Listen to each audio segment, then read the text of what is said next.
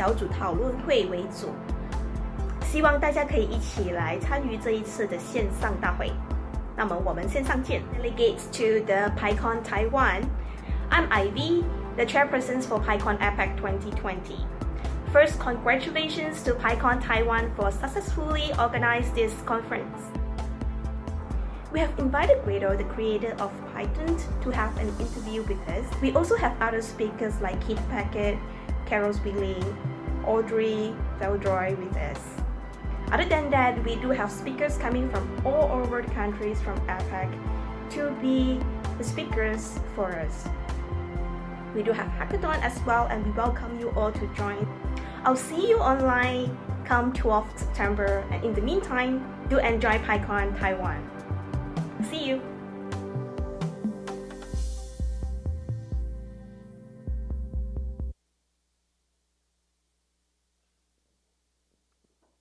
好的，我们感谢Ivy 的扣印。那今天的议程也很精彩哦。首先是闪电秀有2.0，今天下午我们会有社群议程轨分散在各个地方，所以会有一场连线式的闪电秀。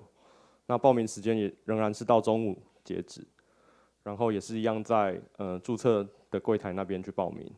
那麻烦各位在报名的时候标一下，就是你会去哪一个社群议程轨，这样子工作人员在找你的时候会比较好找。然后今天仍然还是一样有大地游戏几点抽奖的活动。那我们有很多实用的书籍作为赠品，同时也有世界各国PyCon的门票，补助上限5000块，来让各位去抽奖。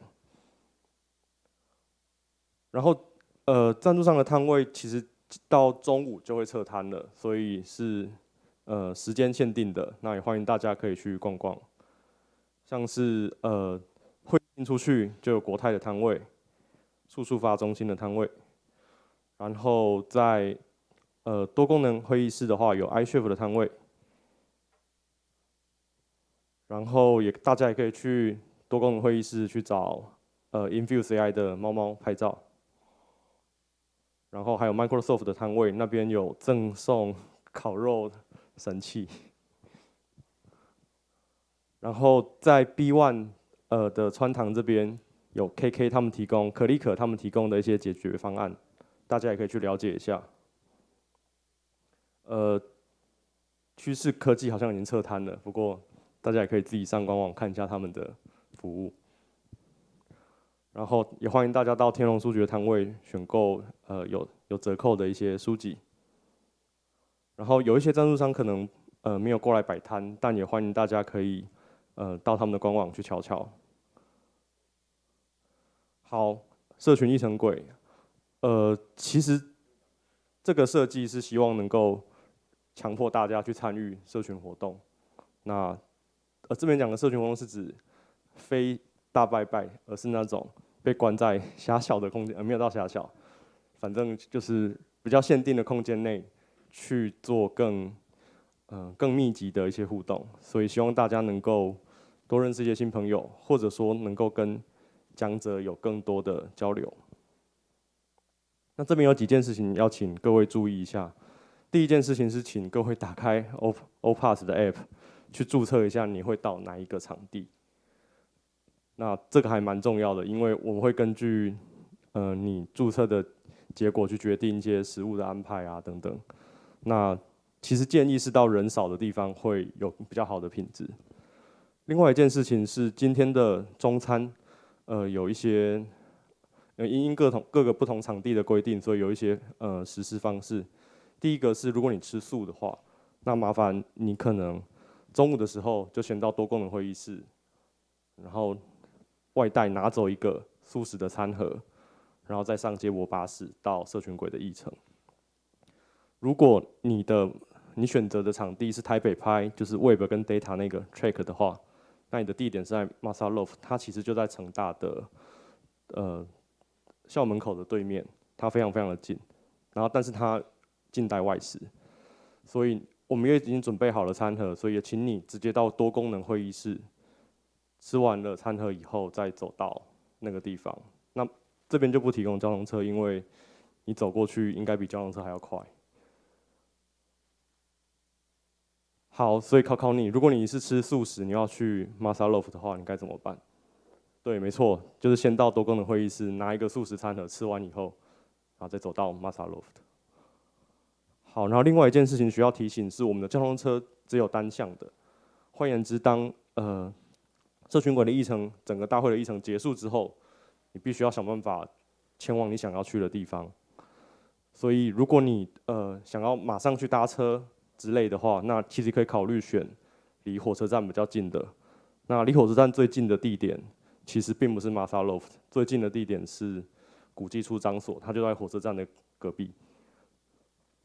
所以大家也可以考虑进去。那如果你选择的是其他的地点的话，像是藏风、三道门相见或 Angry Burger， 它距离火车站的路程大概可能走路可能10分钟，最多15分钟这样。但路上有很多好吃的台南小吃，大家也可以考虑。然后同样的，打开 OPass 的 App， 然后点取社群轨，卷到最下面，它有接驳车的班表。那我会建议大家尽量去搭比较前面的班次。所以当上午的议程结束之后，目前是暂定12点10分会结束。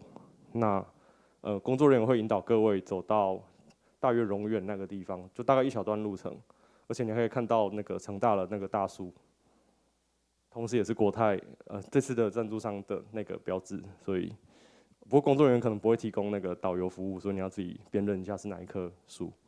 那 anyway， 这一次我们很感谢 Our Sky， 它提供了交通车补助，所以这一次的交通车其实是完全都是赞助商买单，然后载大家到目的地的。那我要宣读一下它的交通车的名字，它的交通车名字叫做 Our Sky Drop Table Sponsors 号。那希望大家可以顺利的搭上这台车，前往目的地。就这样子，希望大家今天玩得开心，谢谢。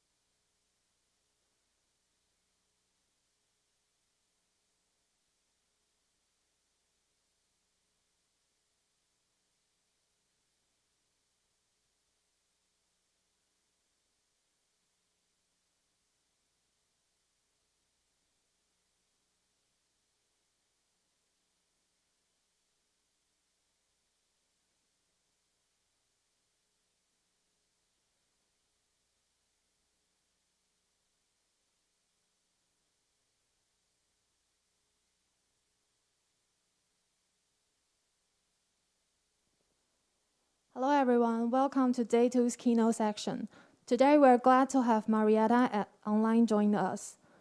Marietta is a Python core developer and currently a software developer at Zapier. In her free time, she enjoys to contribute to open source. And today's topic would be, Oops, I become an open source maintainer. And let's welcome Marietta.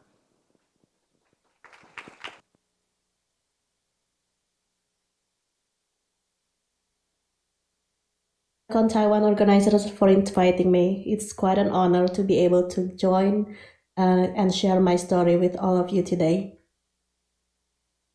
Most of you probably know that I am a Python core developer. If you're not sure what it really means, what is a Python core developer, well, I have a talk that is titled exactly that. What is a Python core developer? So please look it up on YouTube.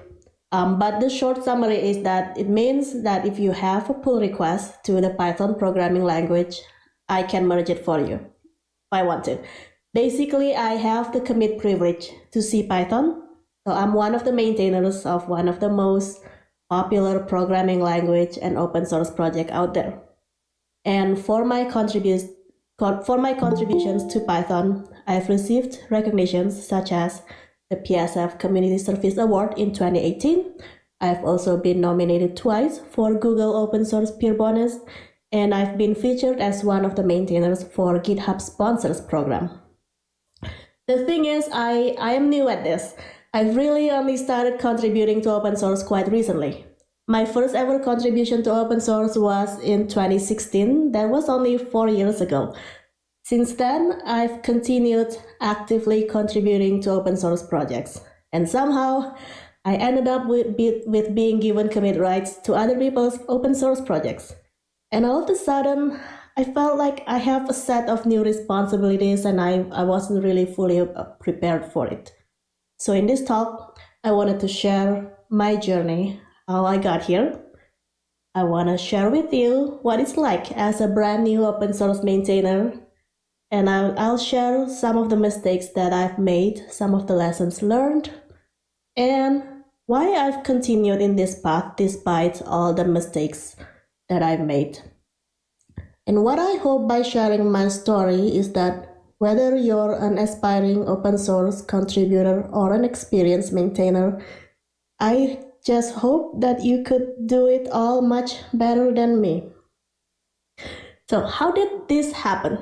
A lot of people are asking, like, how could they even get started contributing? They want to know whether I have some tips or secrets to share with them. And I'm really glad that people are asking about this. I'm really glad to hear your enthusiasm that you want to contribute to open source projects. The thing is, for me, it really happened quite suddenly. One day, I was just making my first pull request in 2016. By the end of the year, I got commit rights to 2 projects, and shortly after that, I got the commit to CPython. And I've really kept it up since then. Now I'm a member of various open source projects. But let's backtrack a little bit. The real question you have in mind is this: what motivated me into contributing to open source? Like, if I've always been a user of Python, why did all of a sudden I became inspired to start contributing and to give back to this community? So this really began in 2015 when I attended PyCon in Montreal, and I actually received financial aid in order to attend the conference. It was my first ever PyCon, and I went to Guido van Rossum's keynote. In his keynote, he talked about how in the Python core team, there was no women at all. He had just attended the Python language summit at PyCon, and it was a room of 50 men, no women. And then he was offering to help mentor women into contributing to Python. So when I heard this, I was shocked. Like, it didn't make sense. It just felt wrong. But back then, I didn't really do anything about this. At that time, I was feeling curious, like, how could this even happen? But back then, I didn't think it's my problem. It was Python's problem, not mine. I just didn't think there was anything I could do about this. A year later, I went back to PyCon, and honestly, I was kind of hoping to hear who are these new women Python core developers. But instead, Guido admitted that there were still no women in the team. And he renewed his offer that he was willing to mentor even more women. And that's when it really hit me that there is a problem in the open source community, and it wasn't a technical problem. There is a barrier somehow that in Python for more than 20 years, all the maintainers, all the core developers have all been men. There is a diversity problem, and if I had thought that it wasn't my problem before, this time I realized for myself that this is a problem that I care about. This is my problem now, and I want to help. I wanted to do something about it. Even though I didn't quite know what I could do, I could just complain. I could just, point fingers and say, hey, Python, you got this problem with diversity and you gotta fix this. I could do that, but I just didn't think that was productive. So I thought, I wanna give this a try. If I could help in any small way, I wanna do my part to help and start contributing to Python and open source. So I wrote an email to Guido and asked for mentorship. And I felt really lucky that he replied. I asked for his advice. I told him I've never really contributed to open source before. So here are some of his early advice to me. First, he suggested that I should focus on modules that I found interesting. And then I should check out the repository and the contributing guide. And if I have trouble following the guide, if the documentation wasn't clear, then I should just start by helping improve the documentation. He also suggested checking out the bug tracker and look at issues. But at the time, there were like 4,000 open issues or something. And additionally, he suggested I should introduce myself to the mailing list. And he actually meant the Python core mentorship mailing list, by the way, not Python dev. Please do not write an email to Python dev just to introduce yourself. It's not a mailing list. It's not the right mailing list. The thing is, even now, sending an email to any Python mailing list is kind of scary. So even now, so I understand if you're reluctant to do this, to write to mailing lists. But you'll get used to it. Anyway, back to the story. So initially, I didn't actually find the CPython project particularly too interesting. I followed the advice. I went to the bug tracker, but nothing made sense to me. And I didn't feel like there's anything I could do here. Like, I didn't feel like I have anything I could contribute or help with. So I started thinking more broadly. If I couldn't contribute to Python, perhaps I'll start contributing to some other projects. So I started thinking about, maybe it will be easier if it's a project where I have some familiarity, where instead of trying to learn a brand new code base, I could just make use of the existing skills that I already have. And that's when I shifted my attention to the python.org project, which is an open source project built with Django. Python.org is where you would go to download Python, by the way. So when I checked out the code base for python.org, unlike the CPython code base, I felt at home in this code base. It everything seems to make sense because I was already using Django in my work. So instead of feeling intimidated with this code base, I really feel like I can be valuable. I can contribute something to this project. However, at the time, Guido doesn't actually know how to further help me with Django, so I was on my own since then. But his general advice still stands. Whether I'm contributing to Python or any other project, one of the first steps is really check out the repository and read the contributing guide.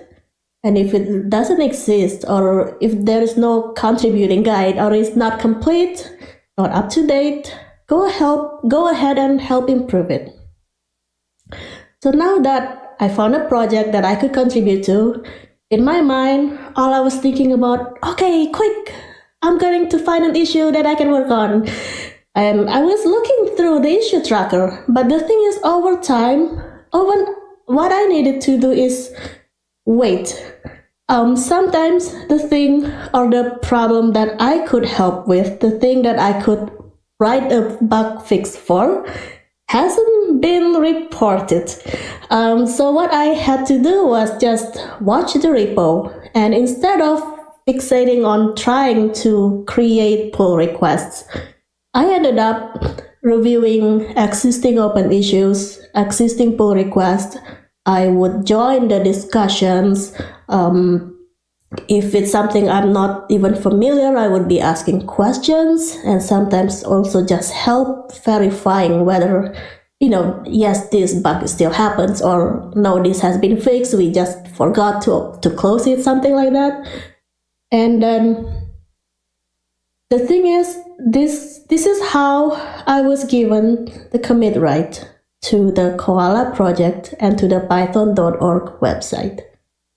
It wasn't because I made hundreds or thousands of pull requests. It's because of my activity there, because the other maintainers noticed my activity. I think they saw that I care about the project just as much as they do. And then they decided that they could trust me and give me the commit privileges. Now, what about the advice to introduce yourself to the mailing list? I think it depends. Some projects, they would have something like a Gitter or Slack or Discord or whatever, where there would be a dedicated channel where new members can introduce themselves. If there is such channel, then I would do it. I would go in and say hi. I also try to introduce myself in person when I happen to attend a conference and I notice that the project maintainer is there. I would try to find the maintainer and introduce myself and just let them know that I'm a new contributor. And as I've gotten more active in the open source, I realized that becoming a contributor to a project is very much like starting as a new developer at a tech company. When you start at a new job, the first few days, maybe even weeks, you'd probably be in onboarding and training sessions. Perhaps there's a senior engineer assigned to mentor you, to give you a walkthrough of the code base and everything. And after that, maybe you get assigned a small task, and eventually you get more familiarized with the code base. You can start implementing bigger features on your own without help. Being a new contributor to open source projects is no different than that. It will probably take time for you to understand the code base and the workflow before you can start making substantial feature or bug fix to the project. The biggest difference is generally there is no one assigned to mentor you, to walk you through the code base. I've never got anybody who give me a walkthrough of the CPython code base. It's just something that you somehow have to do this on your own, or you just have to try to ask specific questions about specific part of the code base. And instead of spending full time training to get familiarized with the project. You would do open source projects in whatever free time you have available. And it will take time to learn the code base, and you need to take the time to learn the code base. It will not happen in a day or two. CPython code base is almost 30 years old, older than some legacy code base in most startups even. And the thing is, contributing to open source is more than simply let's find an issue and make code changes. It's also about becoming part of the team. You gotta join the discussion forum, participate in the discussions. I think you shouldn't focus only on the open issues and the code base and ignore the rest of the community. So now let me tell you what happened when the first time I became a maintainer. All of a sudden, I found myself receiving lots of emails because all of a sudden I got automatically added to the various repositories within the organization. Even till now, I'm still trying to figure out how to manage my emails. I have lots of Gmail filters now. I feel like my email is somewhat more manageable, but still every few days I find myself going to Gmail, look at the numbers of unread emails, and I'm like, enough, mark as read. That's my secret. By the way, I'm sorry if I miss your email. And my GitHub notifications, I've really stopped caring about it, honestly. I've learned in my mind not to look at it. I've learned to ignore it. And as a maintainer of the project now, I find myself needing to make decisions whether I should merge or reject pull requests. Just because the PR is good, just because all the tests passed, just because I see the merge button there, doesn't mean I have to accept the pull request. And especially with a large project like CPython with large user base, often we have to think about the long-term maintenance burden of accepting a pull request and how this PR will impact the rest of Python users. And maybe the contributor created a PR because they just need it for themselves or they think it will be nice. It doesn't always mean that the rest of the community wants the same thing. I have had to reject quite a number of issues and pull requests and just simply telling them that, hey, this is not suitable for CPython. Maybe you should just write your own package or something, or write your own blog post about this. And sometimes people accepted my decisions. They say, okay, fair enough. Sometimes they just came back and argue for more. It's just one of the things I didn't realize I have had to endure. I also didn't realize that in addition to owning a project maintainers have to deal with code of conduct issues within their projects. They need to do more to the moderating, pay attention to any comments that got posted to their repository, and if there is inappropriate comments, they have to be on top of it and delete them or something like that. I mean, this is not an easy thing. I've been in code of conduct committee before, and I have been the one who had to report incidents. This whole thing, handling code of conduct cases, moderating, is absolutely emotionally draining. I don't think open source maintainers have to deal with this. They have enough responsibilities. And also, like, what happens if the person who were offensive is one of the maintainers? Like, what do you do here? I think the code of conduct committee should be a separate body than the maintainers. And for community that is large enough, like Python or even Django, You can probably recruit people from within the community and form a specialized code of conduct group for the project. But many open source projects are run by 1 or 2 people.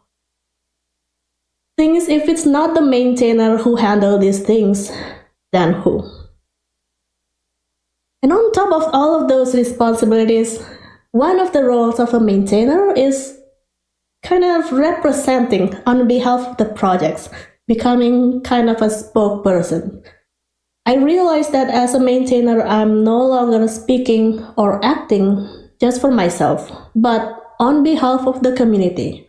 How I choose to act and behave within this community becomes a reflection of the communities that I belong to. And I've made mistakes.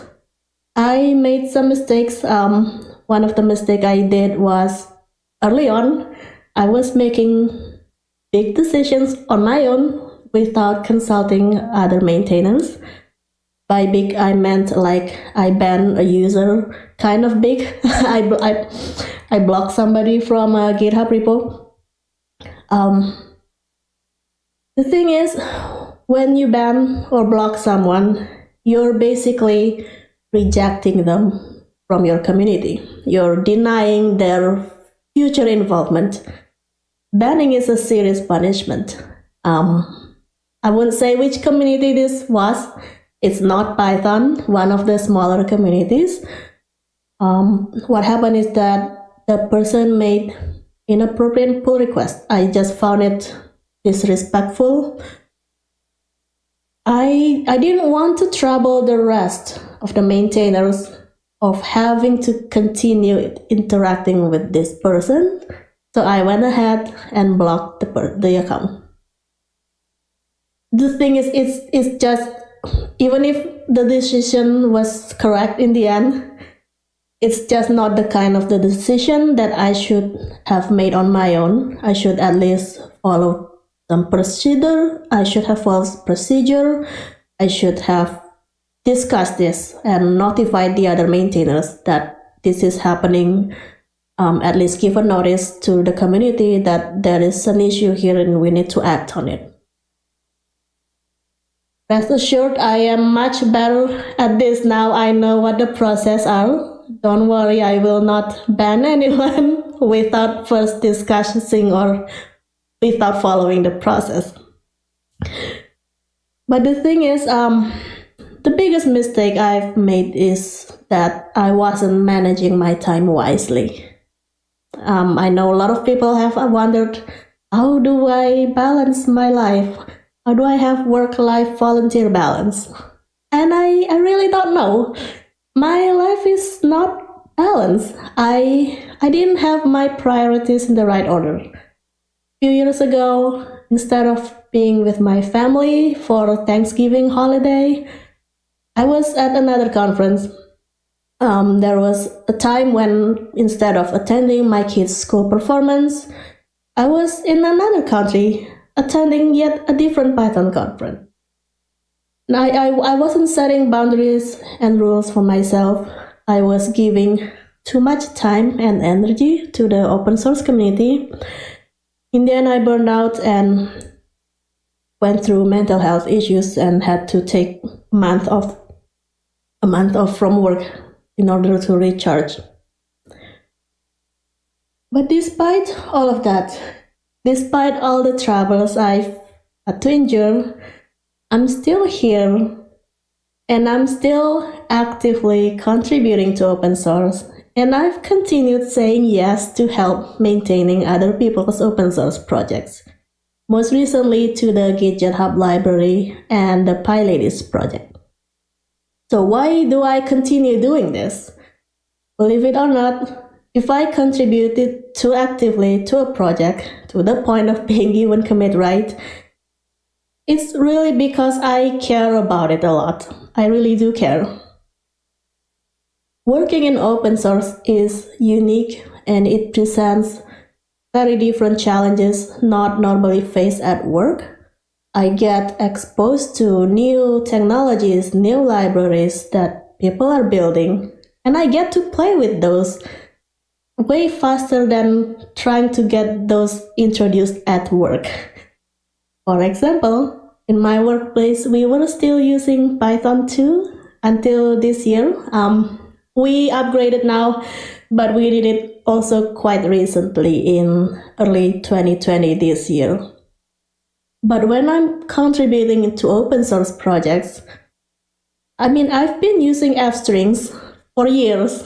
F-strings is a feature that appeared in Python 3.6.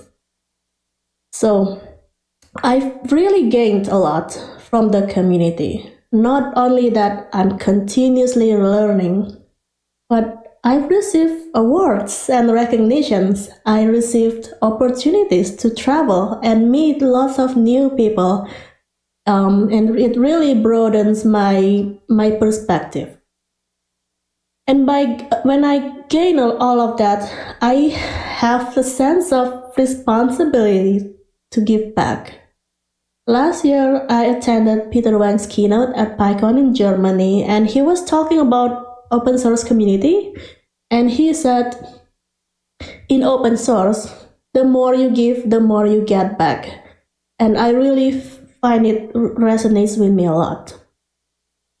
Another reason why I'm continuing is that almost immediately when I started, I found a sense of acceptance from within the community.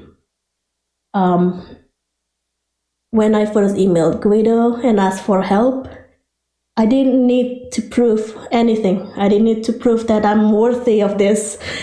I didn't have to go through day-long on-site interviews in order to become a Python core developer. When I requested financial aid in order to attend PyCon, all I needed to do was just ask. Somehow this community has accepted me, and for once in a long time, I found a sense of belonging, and that is actually important to me. So that's my story.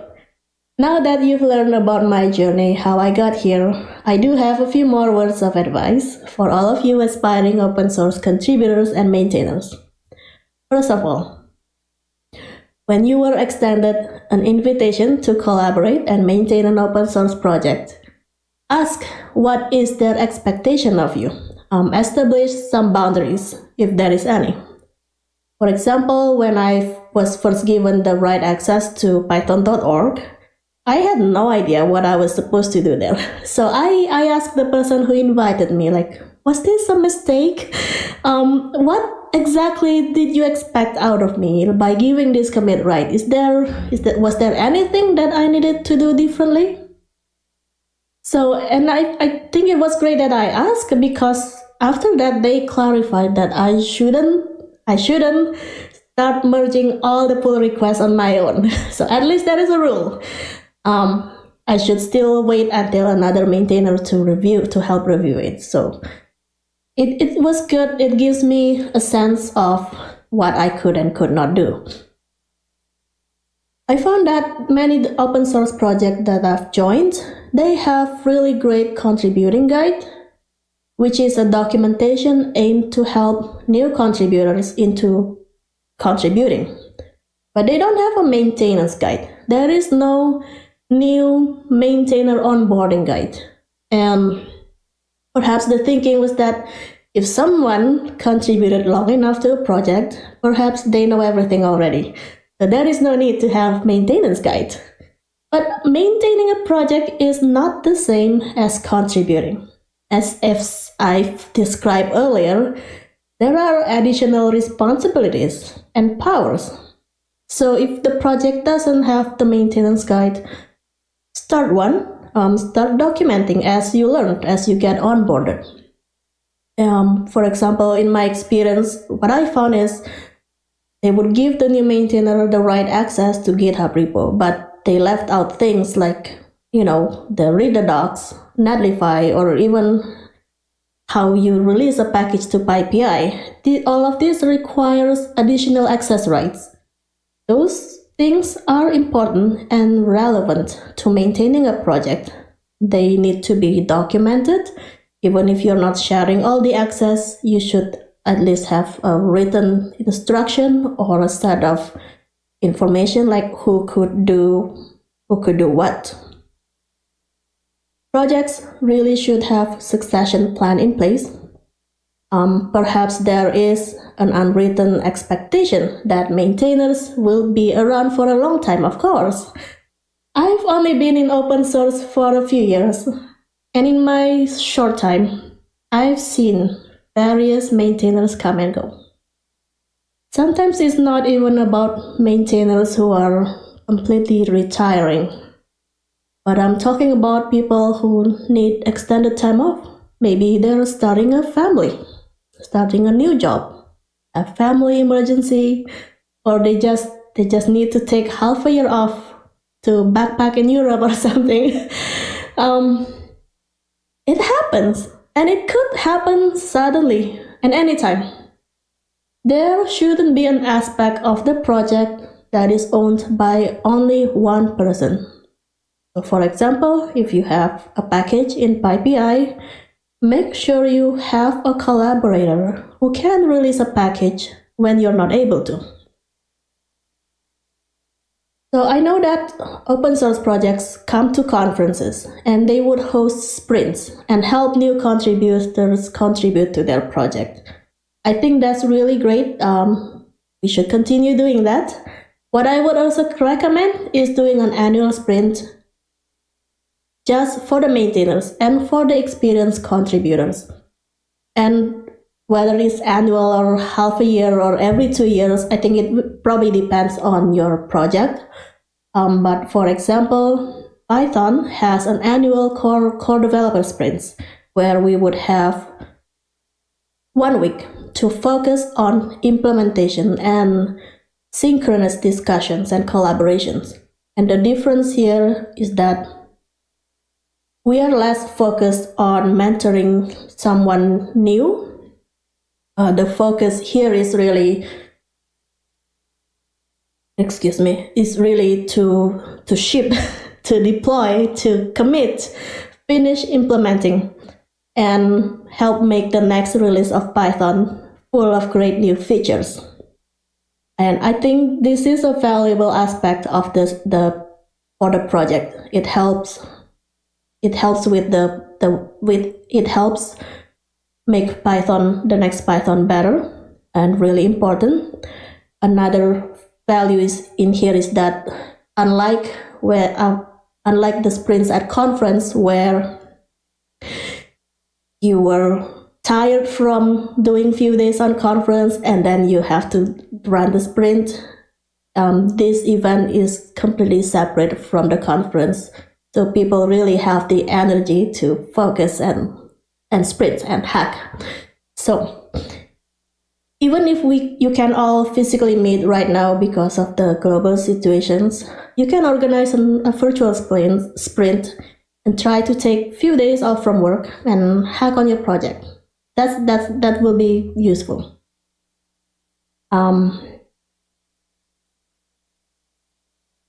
Now I know that there are some open source maintainers who got support by their company. I know that there are companies that gives their employees time to work in open source, but most of us, like myself, we do it for free. I don't get paid to contribute to open source. The thing is, getting funding for your project doesn't hurt.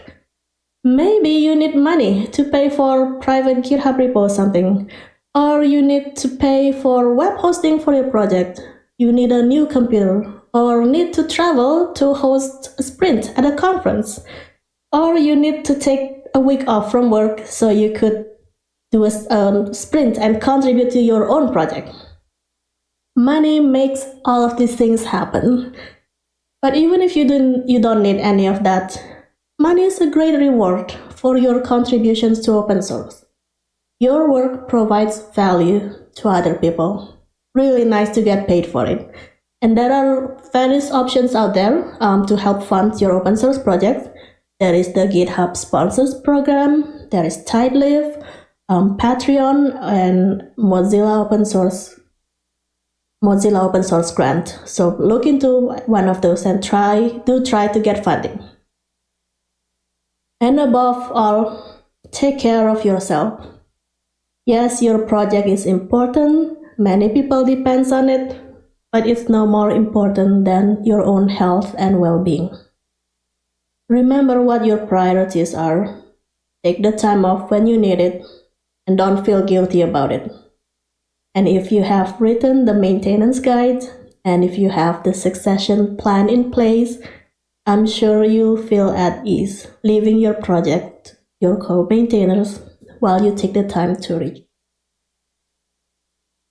Thank you so much, PyCon Taiwan, for listening to my talk. Again, thank you for organizers for inviting me. If you'd like to get in touch, you can find me on Twitter as Marietta. And if you find value in my open source contributions, please consider sponsoring me on GitHub. Thank you so much.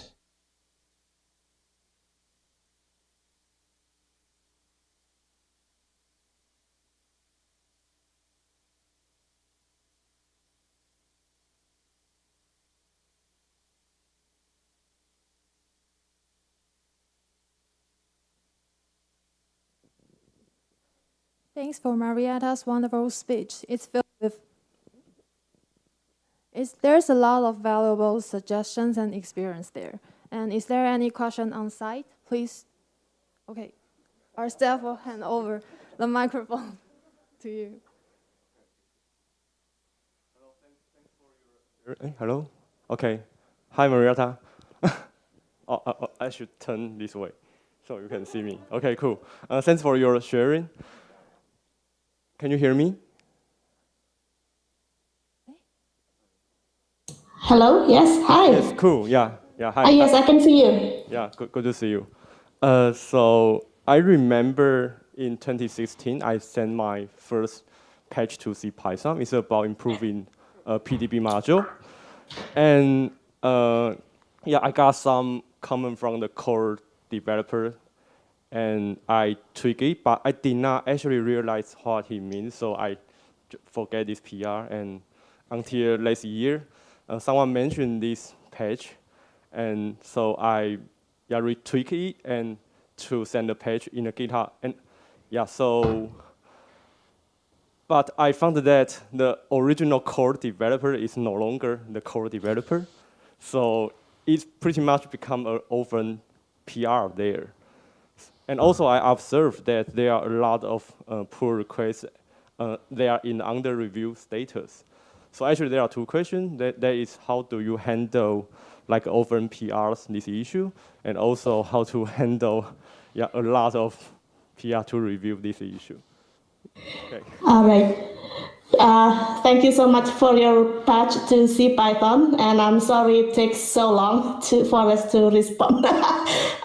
But the thing is, in CPython, I know it sounds like an excuse, but I've seen that happen. I've seen tickets open for more than 4 years. So the first question is, how should we deal with orphaned pull request? If you have if you have a pull request that hasn't been reviewed for a long time, it is appropriate to send. I've seen people send email to Python dev just saying, I have this patch, it's been reviewed before, and then you make additional pull requests, but now it seems abandoned because the core developer is no longer there. I think it's appropriate to just ask again in the Python dev mailing list or in the core mentorship mailing list. Just if you really care a lot about this patch that you want it to be, if you want it to be landed on the next release of CPython, do take that proactive, keep asking. In the CPython, we do have tons of, I think we probably have more than 1,000 open pull requests. It is a problem with us. We don't have enough people being able to review it. So even if you are a contributor, you're not a core developer, you can help review other people's pull requests. And usually if you do review and if you choose if you leave a review, our bot will automatically apply the label saying now this is awaiting code review. I know that some core developers are just looking at the awaiting code review labels because that's usually a sign that it's almost done, that somebody else has looked into this. So if you could help reviewing other people's pull requests, that will be greatly appreciated. So that's my suggestion. Does this help? Okay, thank you. Thanks for your hard working. Yeah, I think one of the key factors is that how important this PR is. So it will change the way how we push you to review and accept the PR. But actually, I think some of the author of this pull request, they may not. It's not so urgent for that to get on the C Python. So maybe. So yeah. And actually, no, okay. I guess I should mention the thing is sometimes it happens. We have several modules that has no owners anymore. Yes. Nobody's capable of reviewing or willing to take ownership of that. Indeed, that is a problem for CPython. And I think we've been trying to recruit more core developers, but it's a slow process for us. But thank you for your patience on that. Okay, guys, thanks. Okay, now we're moving on to the next questions.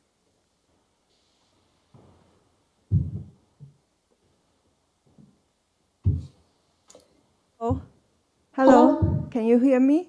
Yeah, I can hear you. Hey, thank you for your valuable experience. It's very inspiring, and especially I'm also a woman, so I'm very surprised that many years ago there's no woman contributor in the Python core, and but I want to know more about the mentoring program. Or how are you mentoring the new contributor? And if we want to help more people to contribute the open source, how can we do? Thank you. Okay, so the question is, how does the mentorship works? Specifically for the CPython project, there is a core mentorship mailing list. That's how I started there. I started by introducing myself, as I mentioned in my talk. Generally in CPython, we don't have assigned mentor, as I mentioned. It's something that you have to take initiatives and ask for specific help, specific questions. However, everyone in the mailing list are very open and willing to help. The thing is, sometimes we don't know how to help if you simply come in and say, I'm looking for a mentor. Like, we don't know what kind of help you really need. So if you have at least certain goal or specific, part of the project that you're interested in, saying, I want to help with this PR, or you can say, I'm working on this ticket, not sure how to continue. That's a good question to be asked in the core mentorship mailing list. Now, in open source in general, though, in other open source projects, do attend the sprints if they have it. I know you have sprints last week at PyCon Taiwan. That's a great way to get to know other maintainers of the projects and other contributors. We have also organized the mentor sprint at PyCon, where we have pair up maintainers and new contributors. So if that's something that you're interested in, just keep an eye on such opportunities. Other great starting point for contributing that I found valuable was the Hacktoberfest that is happening in October, sponsored by, I think it was sponsored by DigitalOcean, and it's happening on GitHub as well. I started there, like I was subscribed to Hacktoberfest newsletter, and they share several projects that are newcomer friendly and looking for contributors. So that's how I get to know other projects that are available. So that would be another suggestion. Does that help? Okay, the next question is from the Slido. Someone asked that sometimes after several contributions to open source, we still feel one of them and don't know what to do. What would you recommend for this situation? That is a great question, and that's something I have felt in the beginning. Like I mentioned I reached out to Guido, but it was very scary. I just like, who am I writing email to Guido van Rossum? But it's like imposter syndrome. It's something that it's just in my head. Guido didn't think that I'm nobody. And in my experience, after being in the open source, especially in the Python communities, in the various, not just CPython, but various Python open source projects, people are very welcoming. They value your contributions. So I think it's my own personal mindset that I need to change, that I should focus on contributing instead of thinking that I don't belong here. My other suggestion is continue participating, focus on that. And I know once you've contributed enough, you've made lots of pull requests, or you help with issue triaging or like commenting on issues, I know that maintainers do notice you. They will notice your activities, that they will know you. So I guess the advice is keep on doing that. And as I mentioned, what helped me is I do try to get to know the maintainers, like when they come to conferences. Of course, not now, but when they do come to conferences, I introduce myself to them, and it helps me knowing that they know me now. I don't feel less as an outsider after at least talking to them in person. That was helpful to me. So if that is possible in your situation, so try it out. Okay, thanks for the suggestion. And is there any questions on site?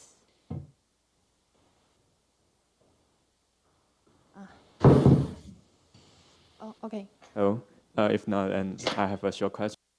You just mentioned that we should take care of ourselves when you contribute to open source project. So I'm curious about do you have some concrete suggestion or what's your strategy to balance your life, like your daily work, your family, and how you contribute to community and open source projects? Yes, so I'm not sure if the things I do will apply to you, but some of the things that I do is really set aside the time. I made a rule that, like, on weekends, I try not to respond to any pull requests or something like that. In the past, I have also taken like a month long of no volunteering, saying no to things. And in fact, this year alone, I have said no to various volunteer activities, just because I know I couldn't handle that many. That's what I've been trying to do, like really try to manage and allocate time instead of being available all the time.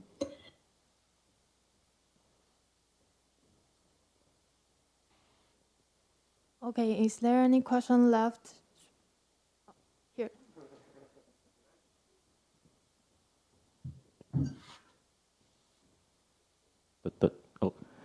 So can I follow up the question from the other way around? Because there are many people like aspiring to contributing to open source, but always like sometimes we make excuses for ourselves. We don't have the time. We're already very busy at work and we're tired at home and we have other responsibilities. So how do you find time to contribute to open source?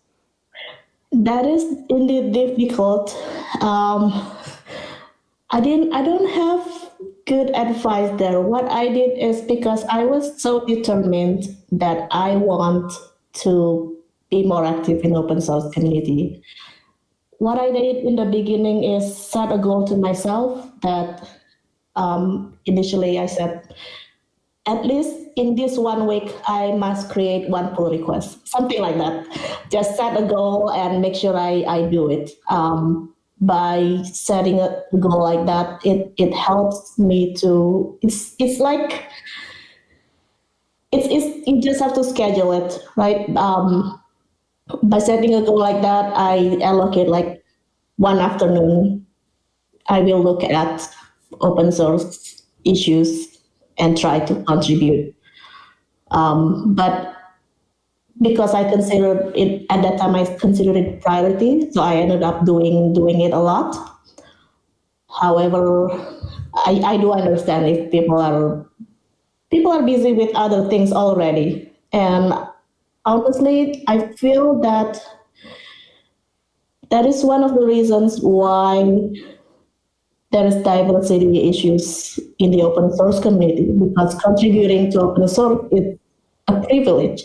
You can only do this if you're satisfied with your work, or all other aspects of your life is probably great already, and then you have free time to contribute to open source. Whereas for women, it is known that in the tech field, women are still getting promoted less, women are still getting paid less than men. So how could we justify spending free time to open source instead of trying to grow our career? So it is art. So it's one of the reasons why I see there is this diversity, and I think the whole community needs to really think about this issue and try to lower the barrier into contributing. But it starts from yourself, like wanting to spend time and contribute. So Yeah, thank you. There, the question. Hi, Marietta. Thanks for sharing. Actually, I have a quick question regarding to the gender gap as well, because as a woman coder, I can see there is a still huge gap in a room that you can see, even in PyCon 2020 already. So I'm just wondering, like, what kind of key component you think that is a gap, like to fill up the gaps, or maybe accelerate our time on filling up the gap? What's the key component? Like you mentioned the mentor program that is try to open a door for the women to step up, to just get through it from the first step. But like but maybe we need other more programs or any other workshops. Like, what do you think that might be the key component, or to initiate women's maybe their inspirations in become a coder, or maybe transfer their jobs into data world? Yeah, that's my question. okay, the question is, how do we? Okay, that's a long question. Yes, there are gaps in women in tech. I think some of the things that help, that I think it's I'm not thinking straight. I think it's going to take everyone's participation. It's not just the women who needs to want to volunteer, right? There needs to be opportunities. They need to be given opportunities. We need mentors. We need pay quality. Other things like parental benefits to working moms, I would like to see more companies supporting open source projects by allowing their employees to contribute. So we don't have to do it in our free time, because our free time is valuable for our family. And companies who use Python for free, they need to give back somehow. I would like to see more of that happening. I know a lot of companies do not. And that's like, I'm doing this still for free, and I'd like to see that change. But I think it's going to be a slow change. Those are my thoughts about it. Does this help? Yeah. Thank you for the question. It's important, and it's hard. Okay, and we're almost running out of time. And for more questions, you can move to the Discord key track to have more communication with Marietta. And Marietta, thanks for the great talk. Thank you for sharing. Thank you. Yeah, thank you so much, PyCon Taiwan. Really appreciate this. Bye-bye. Bye.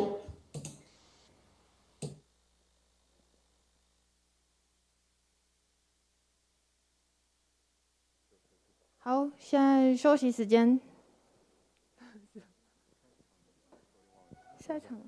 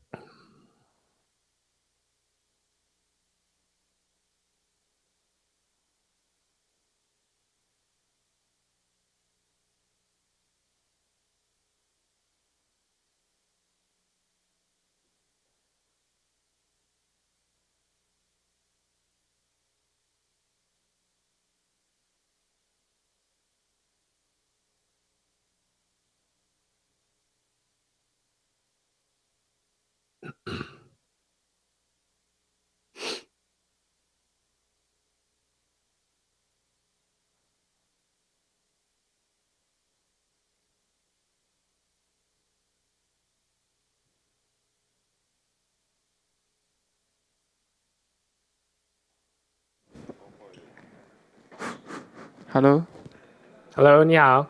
Eric 听得到我吗？有，我听得到，你听得到我吗？ cool， 太好了，太好了。OK， 我只是测试一下。好 ，OK。请问你是哪位？啊，我是 Jordan。哦 ，Jordan， 你好。对，我们在 rehearsal 的时候。，Yeah，对对对，我看到你有非常的活跃。OK，谢谢。OK，好，谢谢。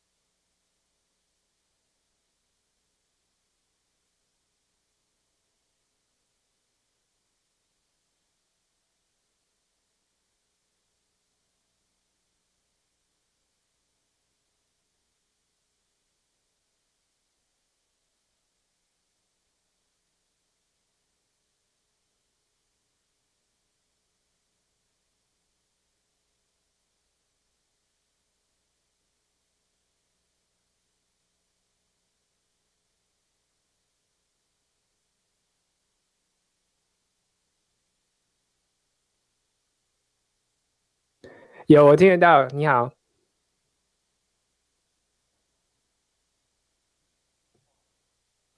是。可以啊，因为我可能就把 demo 的方便缩短一点。感谢。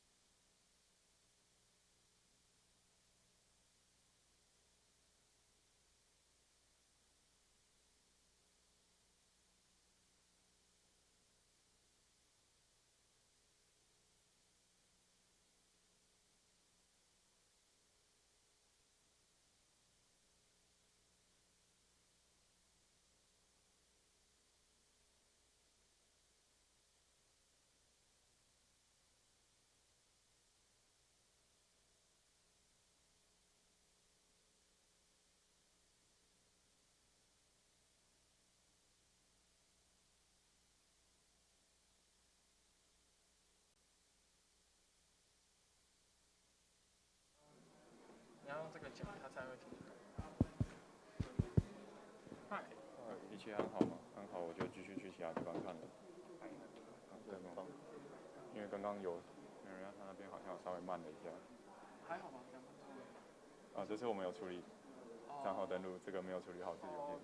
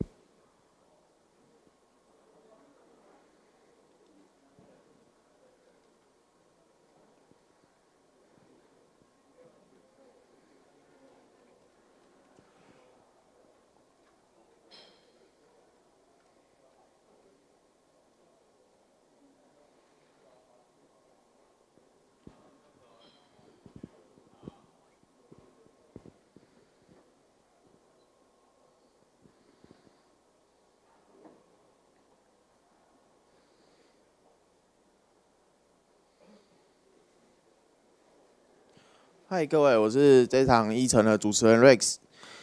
那提醒一下各位，就是我们PyCon的官网上面可以找到这场 talk 的 HackMD 共笔连结，那还有 slide， 欢迎大家在上面踊跃提问，或者是也可以在 Discord 上面跟讲者做直接的互动。对，那接下来这场议程的主题是 Network Automation with Python。那讲者是 Eric 周，那我们以热烈的掌声欢迎 Eric。嗨，大家好，请问音量什么大家都听得到吗？那看到的也是我的 screen 是 OK 的吗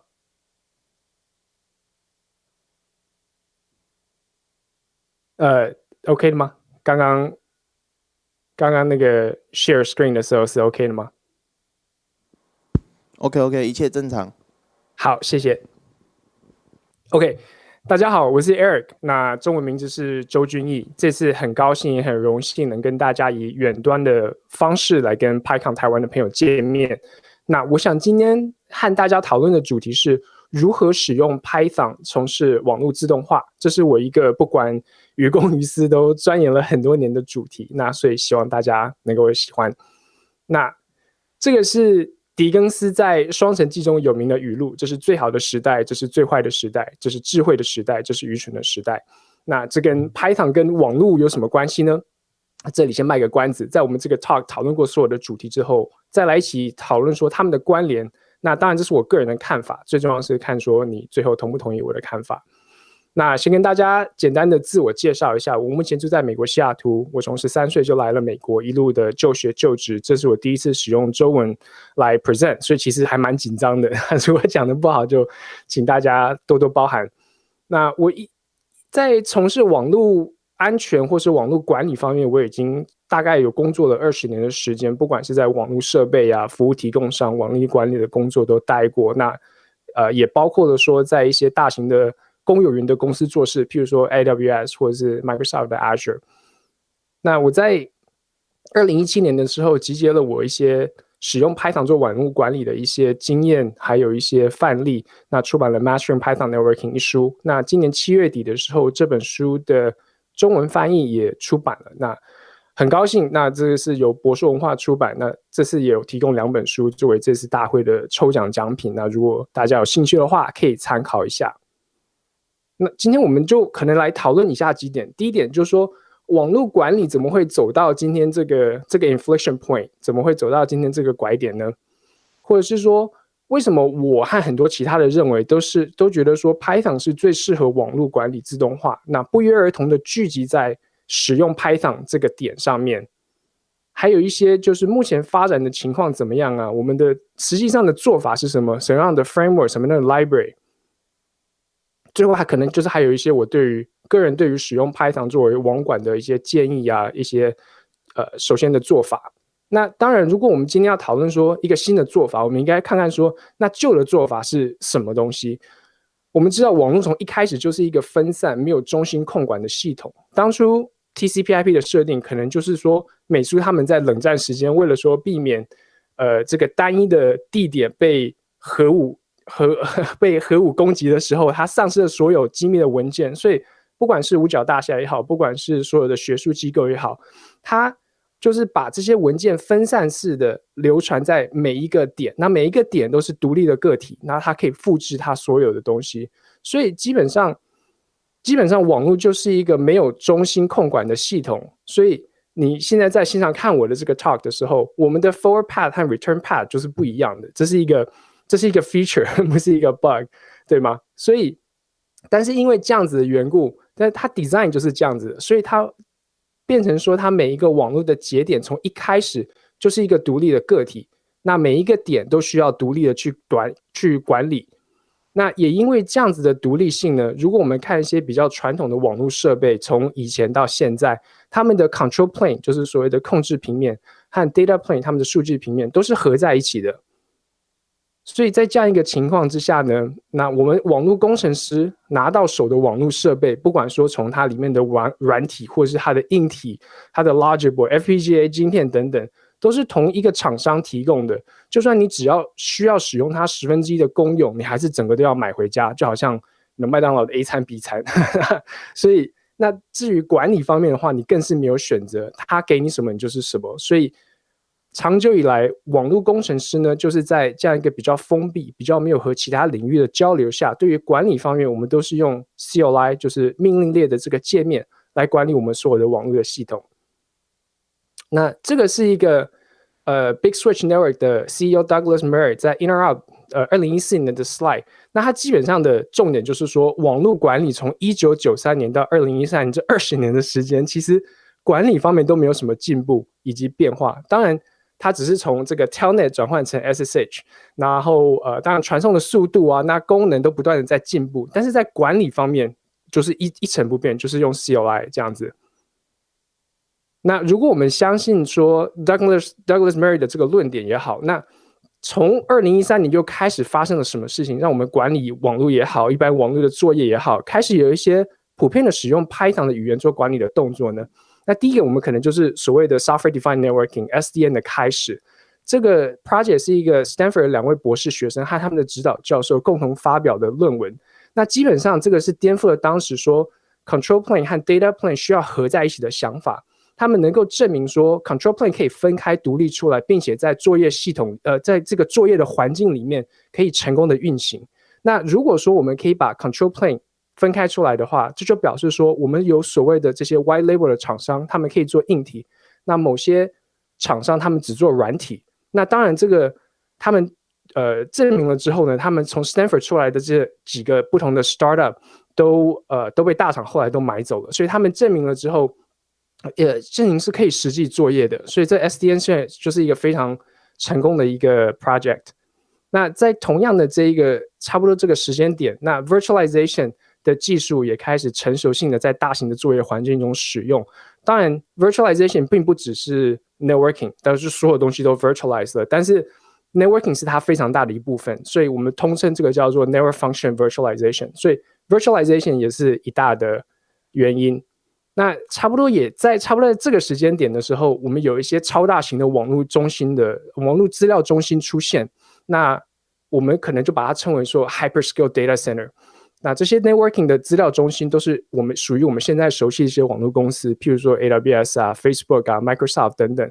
那这些公司基本上他们所有的技术就是拥抱于 open source， 所以他们在采购网络设备上基于是使用 open source 的系统。所以他们非常的喜欢说，就是 hardware 是一部分，然后 software 是一部分。software 他们就用自己的 software。那 hardware 一方面他们也其实极大的一方面是他们可以把价钱拉低，所以比起说跟这一条龙式的 vendor 买，他们在分开来之后，他们价钱可以压低，并且可以使用他们自己的系统。那这方面比较具有代表性的 project， 就是可能像是 Microsoft 的 Sonic， 或是 Facebook 的 FBoss， 那他们都是搭配其实就是一些台湾厂商做的一些 white box， 然后再把他们自己的 software 放在上面型，这两个都是 open source 的 project。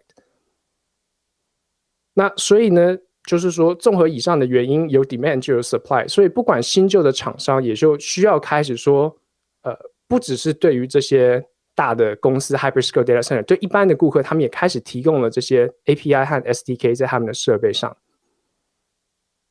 那有了这些改变和需求之后 ，Why Python？ 为什么大家会不约而同的选择 Python？ 那为什么说我们觉得 Python 适合网管这一部分呢，而不是比如说 Perl 或是 Golang 呢？我觉得很重要的一点就是说 ，Python 对于现在的网络工程师来说比较容易学习和上手，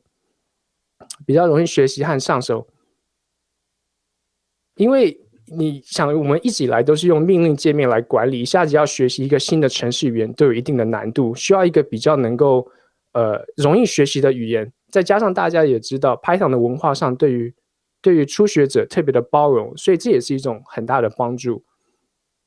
在网络工程师开始使用 Python 之后，那他们就会开始要求供应商设备除了在 CLI 以外，也提供一些 programmability。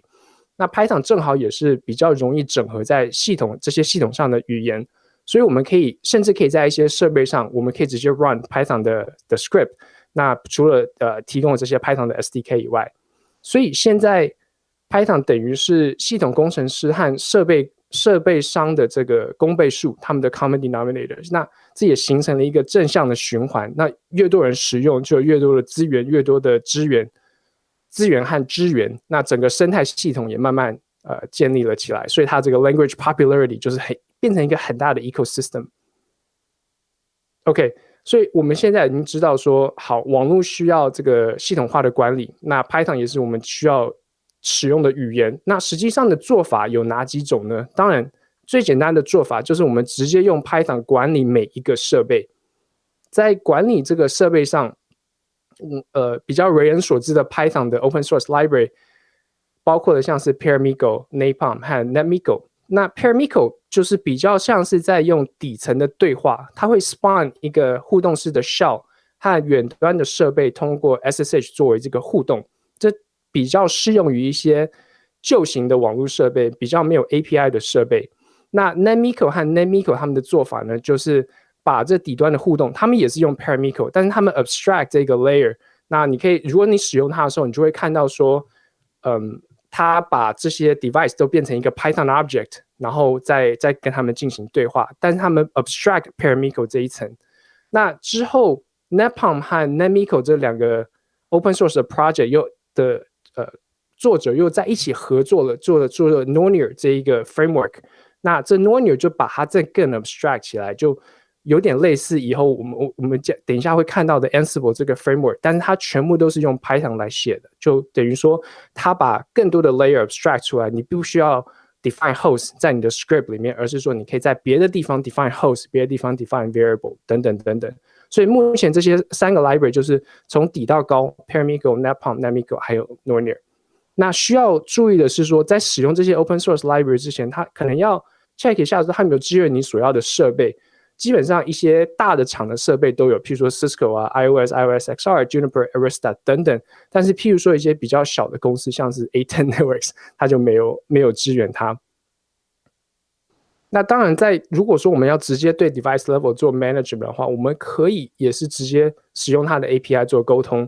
那比较混乱的一点是说，目前不是所有的 API 都是相同的，有一些设备支援 RESTful API， 那有一些设备，那这 REST API 大家就很熟了，那就不再多讲。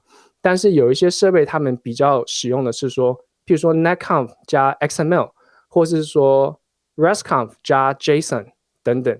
那 RESTconf 和 netconf 基本上的不同点，其实他们的 format 非常的相似，但他们的不同点就是说，他们中间在 body 之中要使用不同的动词来代表我们所需要的动作。那基本上 RESTconf 跟 REST 又相同一点， RESTconf 只是 netconf 的 REST 的版本，但是它的功能不尽相同，这样子。那还有值得一提的是说，就是现在有一个趋势，就是大家都开始使用 Yang Data Model 在 define 在 RFC 7950之中。那这个 Yang Data Model 它是专门为网络管理设计的一个 data model， 它目的的是就是在解决一些之前 SNMP 或是 NetFlow 之中没有解决的问题。基本上就是 NetFlow 和 SNMP 对于 monitoring 很强，但是对于管理方面就有一些需要加强的地方。那所以 Yang 就是说解决说我们 define 这些 data model 和他们之间的 relationship， 然后我们要怎样 enforce 这些 restriction 等等。那之前有提过说，一些设备提供商直接在设备上运行 Python， 那他们有一些更进一步的会提供说，他们 access 他们 underlying 的 Linux， 如果是他们是用 Linux 作为他们的 underlying OS 的话，他们会提供 access to Linux， 或是直接在上面跑 container。所以如果说你要直接从 device level 去 manage 他们的话，那 Python 然后 Linux container 就提供我们更多的选择。当然我们也可以提供厂商提供的 SDK， 那这些 SDK 通常都是 1-to-1 ratio， 就等于说我 iOS XR 就是有一个 SDK， iOS XC 就是有一个 SDK， 等等不同的。那所以这边就不再多讲，但是你在这些厂商的网站上都可以找到更 detailed 的 information。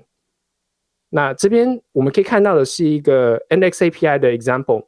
那所需要 point out 的是说，你可以再看到他们在这个 payload 里面，在 payload 的这个 param 那 command 里面有一个 show version， 所以它的 structure 其实还蛮简单的。它最重要的一点就是说，我们还是需要说，我们知道 show version 这个命令才能得到你所需要的结果。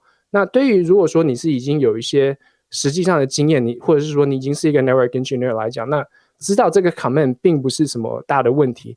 但是如果说你是一个 developer 的话，那你还是需要去学习到一些它的 command 才知道说，哦，我要 execute show version， 我才能得到我所需要的结果。所以这就是一个比较见仁见智，看你的 background 是什么，适不适合你。那这边是一个 onboard Python 的 example。那基本上大部分现在的做法，如果说你要在 device 上面直接跑 Python script 的话，它的做法就是2大个步骤。第一个是我们先要写 Python 的这个 script， 那你把它写好了之后，你再把它存放在这个 device 上面，然后从这个 device 上面我们要 configure 我们的做法，说什么时候我们触动这个 script。如果我记得没错的话，它的这个 script 基本上就只是说，在某些事情发生之后，我要 dump 我所有的 environmental variable， 然后我要 page 这个 on call。所以这个是它的第2个步骤。它就是说，在这个是一个 Cisco device， 它就说在它的这个 loopback 55 down 的时候，我会 trigger 这个 script。所以基本上这是一个模式，就是我先写了 Python script 放在 device 上面，那我在 configuration 里面的时候，我在从事什么作业的时候来 trigger 我这个 script。那当然，除了直接管理设备以外，另外一个常见的方法就是我们使用一个 controller， 就等于说中间有一个控制器。那这个控制器可以管理其他的一些器材。那我们 as a manager， 我们只需要和这个控制器做沟通。那这个网络管理上 controller 就提供了我们另外一个 abstraction 的这个抽象层。那当然，实际上的做法的时候，每一个 controller 都不太一样。譬如说 Cisco 的 ACI controller 只有管理这个 data center 之中的 fat tree 的这个 network， 或是说 Meraki 这个 cloud-based 的 controller 只管理 Meraki 的 device， 或是说像 SD-WAN 它 Viptela 它只有特别的只是管理说 wide area network 我们这个广域的网路，或是说 VMware 这个 NSX 只管理这个 NXT data center 的东西。那当然 controller 这管理方法，他们之中比较著名的开源方案就是 Open Daylight。那不过这个 controller 是以Java 写，但是它是有这个 Python 的 API。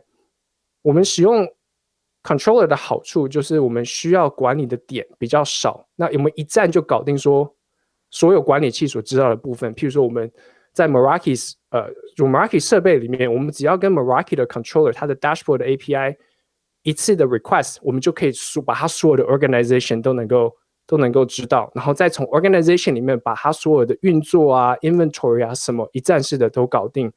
那但是坏处就是说，我们把这些东西抽象了出来之后，如果我们以后需要 debug 或是我们 troubleshoot 都变得复杂了很多，因为你就多了一层的东西，多了这些设定，甚至说你以后 troubleshoot 的时候，你必须还是要回去跟 device 做直接的沟通，才知道说哪里有出错，哪里有一个 bug 等等。那这就是一个 Meraki 的 example， 大家可以看到说，基本上就是你只要一个 call， 你就可以知道说他现在所知道 controller 的所有的 organization， 所以他 organization 可能就是说，譬如说它是一个 burger shop， 那它就是一个 burger 店，它是一个 burger 的 organization，Burger King for example。那它第2个之中，它就是这个 organization 之中可能包括了很多不同的 network， 它每一个不同的 network 可能就是它每一间店。那所以我们只需要说同样的一个 script， 我们 go for the organization， 然后之中在这 organization 之中把它所有的 network 都一站性的能够把它所有的 information 都 retrieve。这边有提供一个 case study， 这个你在 screen 上看到这个是San Francisco 49ers， 就是旧金山美式足球队49人队的主场。那它新的这个主场在 Santa Clara， 就在 Cisco 总部的旁边，所以 Cisco 理所当然也就是这个球场网络的赞助商。那它就提供了一些所谓的 edge compute， 所以你如果去看它的这个 case study 的时候，你可以看到说它有一些不管是 controller base 或者说 device base 的 management， 或是说它的 edge compute， 比如说它的 Wi-Fi 6啊，或是说等等这些的东西，它就是一个比较综合性的一个 case study。如果说有兴趣的话，可以参考一下。那讲到这里，可能有些人会想说，有没有一个 framework 是 open source，然后是 vendor neutral， 开箱可用，又不需要知道一些低阶层的命令面呢？譬如说，像刚刚说，我们还是需要知道 show version。那有没有这样一个 framework？ 有，那就是 Ansible。这个是去年在JetBrains 跟 PSF 合作的问卷调查当中 ，Ansible 在有使用 configuration management tools 的用户中是排名第1的。那 Ansible 是好 ，Ansible 是 Python 写成，那无代理、目等性、简单可扩性的一个框架。那它的管理就是以 module 为主，每一个 task 都是要有固定的 module， 所以它所谓可扩充性就是使用有哪些 module 就是能够使用多少的 task。那最重要的是说，它虽然是用 Python 写的，但是它使用的语法并不是 Python， 它是使用 YAML， 最主要是 YAML。那有时候也会使用一些其他的语法，比如说 Jinja2。那 Ansible 的做法大概就是分成3个部分。第一个就是你要 define 说，我用 INI 模式 define 说我哪些设备需要管理。第二个就是说这些设备它的变数是什么，它的 variable IP address、username、password 是什么。第3个就是我们做一个 playbook， 把这些东西所有的东西都结合起来，所以我们最后执行的时候是执行了这个 playbook。好，那我们现在就来看一下这些 demo 的方面。那关于 demo 的话，我为了时间上的考量，其实我就只是做了一个，我就已经先把它都预录好了，然后把它放在我的 GitHub 上面。那中间就是提供了3个不同的 demo。第一个就是说，如果说你今天没有自己的网络设备，或者说你没有一个虚拟的环境让你来试试看的话，那我可以建议你说，你可以到 developer@cisco.com 这个地方。这个是一个等于是一个新 Cisco 其实算是蛮新的一个 division。那他们现在提供了一些很多的 sandbox， 不管是虚拟的也好，是实际上的也好，他们都有提供这些sandbox， 是免费的，所以你只需要 register 就好。像我这些 example， 我其实都是在 DevNet 上面做的。那第一个 example 就是我们刚刚谈过说用 NX API 直接跟 device 做，那我会建议就是使用这个 sandbox， 它是有8个 node， 然后必须要，那你 launch 了之后呢，你可以 VPN 进去，然后你需要先做一些 configuration 的动作。那做完这些 configuration 的动作之后，你可以就是试试看执行刚刚的这个 script 在我的 GitHub 里面，那它会 redirect 你到这一个 example 里面。那这边有 walkthrough 说，譬如说先找到它的 IP 啊，然后把它的这个 feature enable 了之后，然后你怎么样 execute， 然后得到什么样子的结果等等。那第二个 example 呢，就是 Ansible 的 example。我们谈过说，我们先要 define 你的 host，define 你的 variable， 最后再 define 你的 playbook。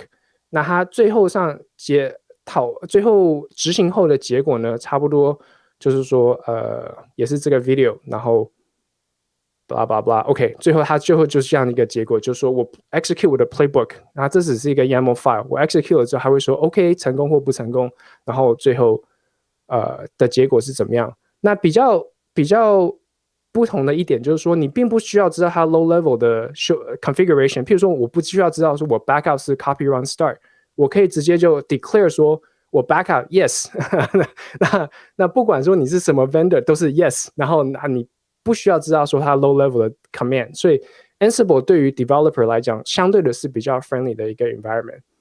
那第3个 example 就是 Meraki 的 controller example， 然后会建议说你会 spun off reserve 这2个不同的 lab。那它比较实际上的做法呢，就是你先到它的 portal 里面选择你的 organization， enable API access， 跟你的 API key， 它这基本上是一个 static key， 但是你可以 rotate。那你拿到你的 key 之后呢，你就可以去从事你 query 的行为 API 的 call。那这边有它比较一个详细的 steps。就是说，它先是enable API key 啊，然后 API key 之后，你可以先去它的 query 你的 organization， 你的 organization， 因为它是一个 cloud based 的，所以其实它这个 endpoint 中间包括了很多不同的 organization。就像我是汉堡王，那我汉堡王就是一个 organization， 但是我 organization 下面我每一间店都是不同的 network， 所以我必须要给我的 organization 之后，我再到我 network 里面，譬如说 query 我的 inventory 等等之类的。OK。时间上还可以吗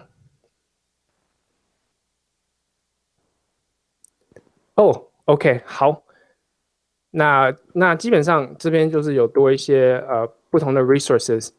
然后最后我的 recommendation 就是说，从小地方开始，譬如说1个或2个设备开始，然后使用虚拟的 lab 来作为练习，譬如说刚刚所谓的 DevNet、Viral、GNS3 或是 EvenENG 这几个 project 都非常的有用。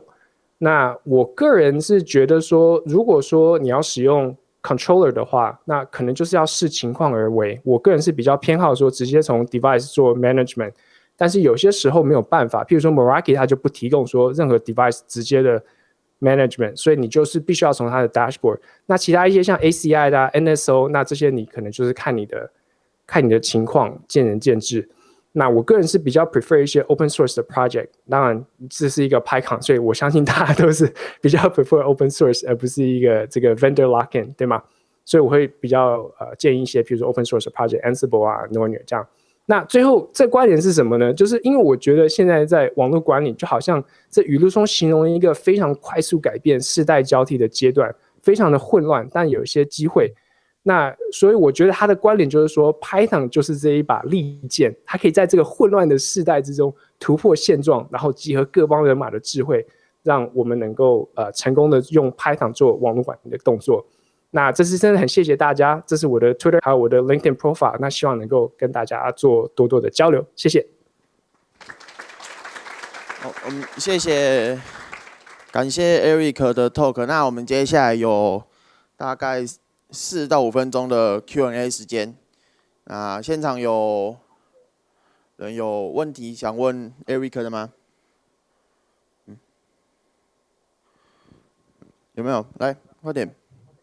好，那没关系，这边有一位在 slide 图上面提的问题，我先讲一下。好，那是说网络工程师会使用 Ansible， 那还有需要学习 Python 吗？不需要。如果说你只是用 Ansible 的话，你如果只是使用的话，当然不需要。但是如果说你需要说写自己的 module， 因为像刚刚提过说 Ansible 它大部分就是以 module 为主，譬如说今天有一个 backup 的 module， 你很简单，你就写说 backup yes。但如果今天没有 backup 的 module， 或者说对你这个 vendor 来讲，我没有这个 corresponding 的 module， 那你要做自己的 custom module， 你就必须要使用就必须要使用 Python。那他写其实也不是很困难，但是他就是就是你还是需要知道 Python 的一些语法或是怎么样才能够进行，或者是说你要 contribute， 你今天有一些作业你写了之后，你想要 contribute upstream 到 Ansible， 那自然就是需要使用，就是需要使用 Python。所以我觉得没有坏处，对吗？但是如果是你只是一个实用上来讲，当然是不需要知道 Python。好，那我们这边感谢 Eric 的回答，然后还可以再1或2个问题，现场有没有人？来，喂，哦，嗨 Eric， 很高兴能够邀请你来给我们演讲。我想问的问题是，近年来那个 Kubernetes 的兴起，其实对于 network automation 会不会有一些影响？谢谢。对，我觉得影响还蛮大的，但是基本上因为我并没有从事很多 Kubernetes 的作业，所以我也不敢说，我是专家。但是就是在我接触的一些当中，就是它又提供了一些更多的 abstraction， 它的很多 plugin 啊，或是说它的这些就变得比较多的东西需要去看。然后这样一些我们以前比较觉得理所当然的东西，譬如说 MAC address 啊，或是说这些以前理所当然的东西都变成可以 abstract 啊，所以你就没有办法很能够 leverage 你以前的 knowledge， 所以对，我觉得这 jury still out。那我想说，其实基本上我看到的一些作业环境都是说，他们可能一开始可能是这样，然后他们就不断的 move 到 container base 这个的作业环境，那后来他们又发现说是太复杂了，又移回来一些，所以我觉得可能 Kubernetes 还在它一个 hype cycle， 所以它可能就是说现在大家都 hype， 然后开始做一些 Kubernetes 的东西 container base， 然后又会慢慢的把一些东西又回到平常的比较能够 control 的部分。那如果说你今天你的 environment 只是说我是一个 hybrid cloud，那我在我的这边做一些 Kubernetes 的东西或者 container 的东西好了。container 的东西，然后我要能够垂直的移到 cloud 里面的话，那这跟 networking 根本没有关系，对吗？那这些 cloud provider 都帮你把 networking abstract 了，所以我觉得目前还没有一个定论，那我觉得当然影响是蛮大的。了解，谢谢。谢谢。好，那时间也差不多，让我们再次热烈的掌声感谢 Eric。谢谢大家。然后 Eric 有提供书籍给大会抽奖，就是大家记得想要拿到 Eric 的书，赶快去玩大地游戏哦，记得。对 ，Good luck。然后如果没有抽到也没关系，可以上博客来买。对，现在7、8折，现在谢谢，拜拜。好，感谢 Eric。那我这边公告一下，就是下午社群轨，大家赶快记得选择好自己的坑，选择好自己的位置。对，然后 Lighting Talk 投稿只剩最后1个小时了，想要讲 Lighting Talk 要赶快哦。那我们下一场 Talk 在11:10开始，那感谢各位。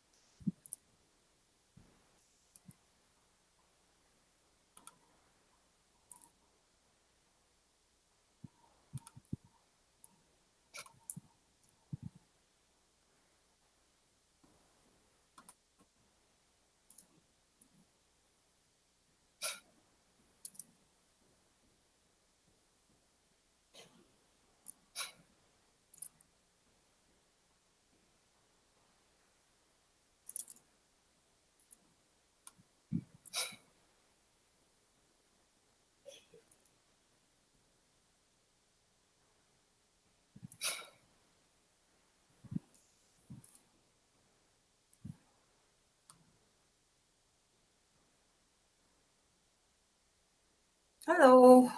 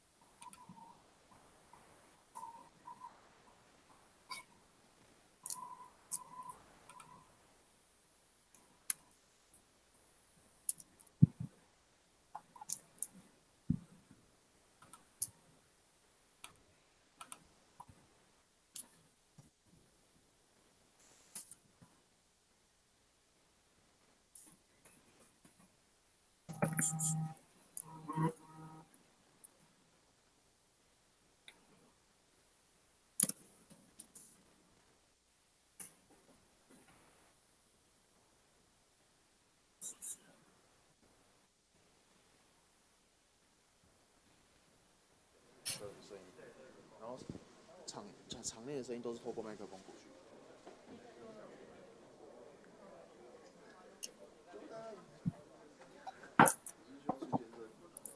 我觉得我需要。那是怎么称呼？就是。还有中文哦，香港人。新加坡、香港。现在是。我怕我不敢讲，所以他可能听得懂中文，但我还是不懂。我只是不敢跟他确定东西而已。你要确定什么？就是他让他现在已经加入会议，然后他因为他要可能是让你看的画面。对啊。但是那接下来补上去的话，应该是样板吗 ？OK，试试看。这个其实就是他看得到的画面。我知道这我们投出来的画面。哎，为什么变这样？就是那个。是要问他们哦，对啊。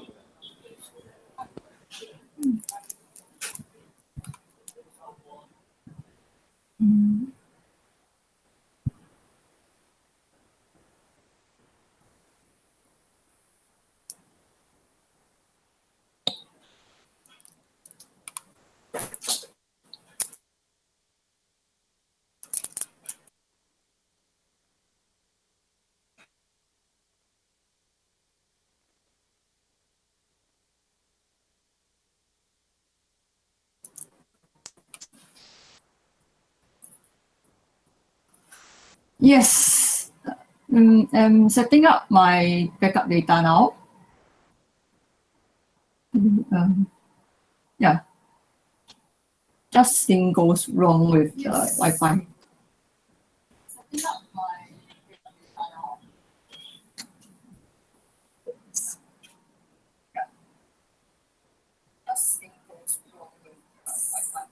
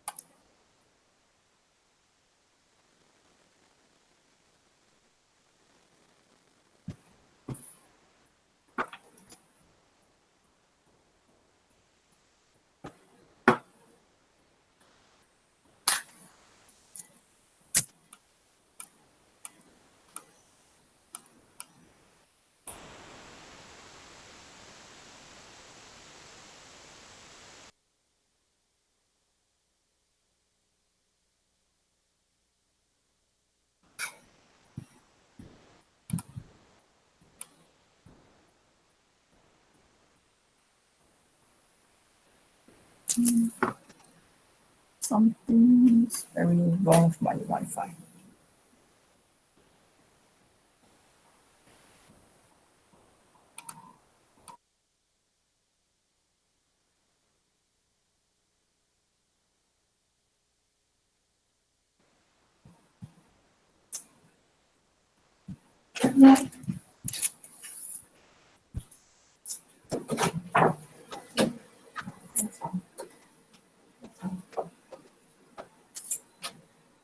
Hello.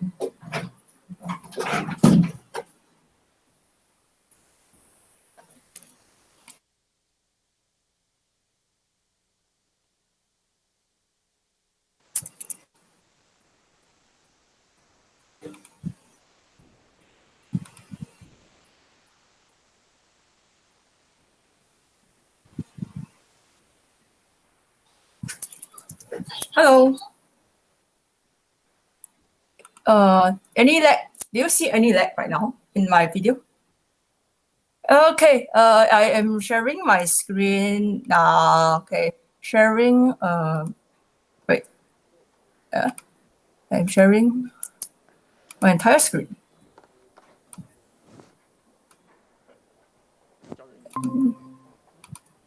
有他这。好，那我们就开始了。Okay. Let me see whether it's anything. Does it look okay? Hey, okay. Okay, greeting everyone. This is the remote speaker Wang Jinghui. Her presentation is about speed out your data processing, parallel and asynchronous programming in data science. Please welcome her.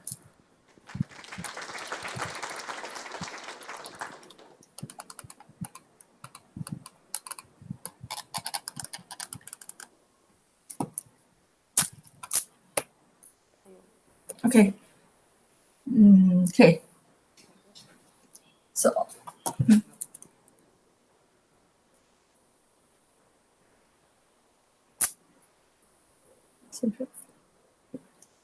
Hello. Hi.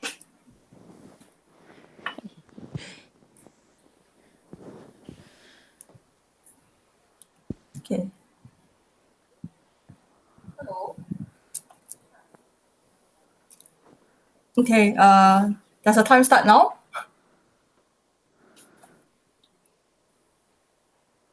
Okay.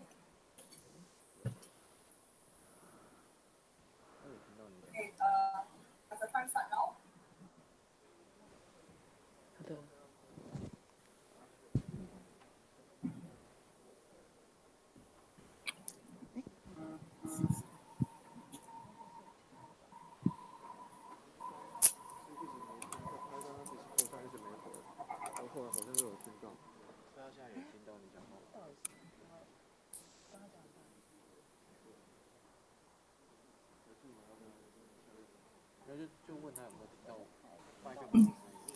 Hello， 听到了。哦，可以了。哦 ，OK。Okay. Yeah. Hello, everybody. I hope everyone has eaten their breakfast. So I will be speaking to you about how do you speed up your data processing by using parallel and asynchronous programming in the context of data science. So yeah, a bit about me. I am Qin Hui. So and my Chinese name is Wang Jinghui. So I am a data engineer at ST Engineering, and I have a background in aerospace engineering and computational modeling. So because I'm a data engineer and I use pandas a lot, so I am a contributor to pandas and also in my free time I am also active in the Singapore local tech community. So I mentor Big Data X, where we conduct data engineering workshops. But then due to COVID-19, I think everything physical has been cancelled in Singapore. So maybe next year.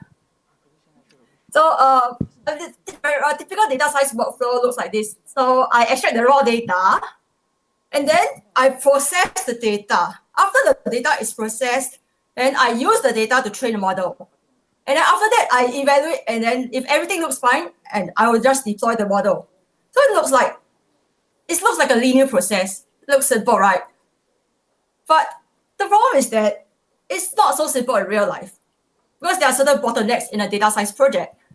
So one of the biggest headaches that we have is that sometimes we have lack of data. But if you have lack of data, then you can't do any data science. But what is more common is the fact that the data may be of poor quality. So if we have poor quality data, we can't straight away use it to train our models. that's why we need to do some data processing. And that brings me to the often said 80-20 data science dilemma, whereby we typically say that in a data science process, it is usually 80% cleaning and processing and 20% analysis. However, in reality, this is not true. I will have to burst a bubble on that because it is actually closer to 90-10. 90% of the time is actually spent on data processing, and only 10% of the time is used to get insights from your data. So in data science, Python is a commonly used programming language due to its ease of use. So when we first learn Python, the first thing that we learn about is for loops. However, we need to keep in mind that for loops run on the Python interpreter and it's not compiled, and hence it is slow compared with C. So if you look at the code snippet, you see that for every iteration, I will have to append the output into a list. So is there a better way to do that? So that's why in Python, we have introduced the concept of list comprehensions, which is slightly faster than for loops. Why is it so? The main reason is because for list comprehensions, you do not need to call the append function at each iteration because it is already preloaded when you are constructing the list comprehension. But then, like for us, like data science, like those who are working in data science, the library that we mainly use is pandas because it is optimized for in-memory analytics using data frames, whereby they have all those pre-built functions that make working with data frames easier. So all is good when we are working with like relatively smaller data sets, but when we are dealing with large data sets of at least 1 gigabyte, we run into performance and out-of-memory issues. So pandas is good for most of the cases, but then if you're dealing with like hundreds and thousands of gigabytes, then maybe you might need to look at something else. So usually what we would think of is, why not just use a Spark cluster? Like Spark is good for big data, right? It's big data. But then we need to think about whether it is practical for us to use a Spark cluster, because a main overhead in using a Spark cluster is communication overhead. Because Spark cluster is distributed computing, and distributed computing involves communicating between independent machines across a network. So what does this mean? It means that I will have the equivalent of like a few compute cluster or compute VMs that needs to communicate across each other. And then it's like in a mobile network whereby I'm using like Line or WhatsApp, and then I need to send my message to another mobile. So there will be this communication overhead because I will have to synchronize my messages. And on top of that, we also need to consider the problem of small big data. So what is small big data? So this is inspired by the Small Big Data Manifesto, which Itama Chernotori actually gave a great talk about at PyCon 2020. So if you want to find out more about that, check out his talk. So what we mean by small big data is that it is data that is too big to fit in memory, but it is not large enough to justify using a Spark cluster due to the immense amount of communication overhead that is involved. So if we can't use pandas, we can't use Spark, then what is the intermediate solution? So this brings us to the problem of what is parallel processing? Okay, so I am someone who does not like to look at a whole long chunk of text to understand a concept. So yeah, let's imagine that I work at Kopitiam.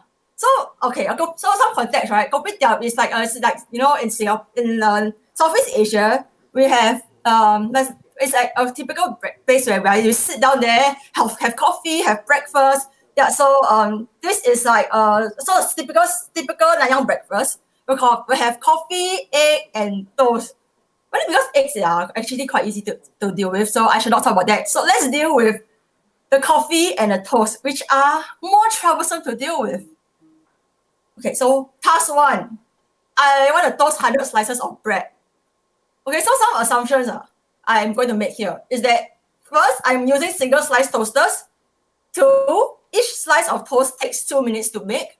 And 3, let's assume that there's no overhead time. But in reality, we have to consider that there will always be overhead time. Okay, so when we talk about sequential processing, also known as you're doing everything in sequence one by one. So I have 100 slices of bread. I feed them one by one into a toaster, which is actually a processor or worker. And then after I toast those breads one by one, I get 100 slices of toast. So the execution time to complete that would be about 200 minutes. So, I mean, if Singaporeans are very impatient, right? And then, if you take 200 minutes to get 100 slices of toast, I think you'll be out of business. So we need to have a better way of doing that. So now, same thing, we have 100 slices of toast. We split them into 4 batches. We feed them into 4 toasters. So all those toasters are independent of each other, which means that if one toaster fails, the other 3 can still work. So what actually happens in this step is that your task is executed using a pool of 4 toaster sub-processes. And each toasting sub-processor runs in parallel and independently from each other. And then after we get the output from each toasting process, we consolidate the results and return it as an overall output. And because we don't really need to care about the order, so you need to take into account that if you're doing parallel processing, you cannot focus so much on whether your output is going to be ordered. And then with parallel processing, the execution time will be 50 minutes. And that leads to a speed up of 4 times. Look simple? Now let's look at what's the difference between synchronous versus asynchronous execution. So what do you mean by asynchronous? Let me give you another example. So task 2 will be that want to brew coffee. So some assumptions that I will make. 1, I can do other stuff for making coffee. 2, one coffee maker to make 1 cup of coffee, because Nanyang coffee is not so easy to make. And you have to do so many things in this machine, and it's a bit new. So each cup of coffee will take 5 minutes to make. Okay, so if we're looking at synchronous execution, what we do is that we brew a cup of coffee on the coffee machine, and then we toast 2 slices of bread on a single slice toaster after task 2 is completed. Why? Because like in a typical Nanyang breakfast, right? It's 1 coffee and 2 slices of toast. So that's why this will constitute 1 set, 1 breakfast set. And then the total execution time to get this 2 toasts and 1 coffee is 9 minutes. So imagine that I want to make 100 sets of breakfast, and I'm going to take 900 minutes. So 900 minutes is going to take like more than 15 hours. I think by that time I can close shop already. So we need an even better way to organize how we make our breakfast sets. So while we brew the coffee, why not we make some toast? So in the asynchronous execution mode, the workflow will look like this. So while you're spending the time to make the coffee, you make 2 slices of toast, and the total execution time will be 5 minutes. So that will be about like a savings of about half. At least you will still be able to make your sets in time. Okay, so it looks good, right? I'm getting a speed up with parallel execution. I'm doing more things at a time with asynchronous execution. So is it a good idea to simply just buy like 256 core processor and then just parallelize everything? Which brings me to the question of, when is it a good idea to go for parallelism? So there are some practical considerations that we have to consider. So firstly, is your code already optimized?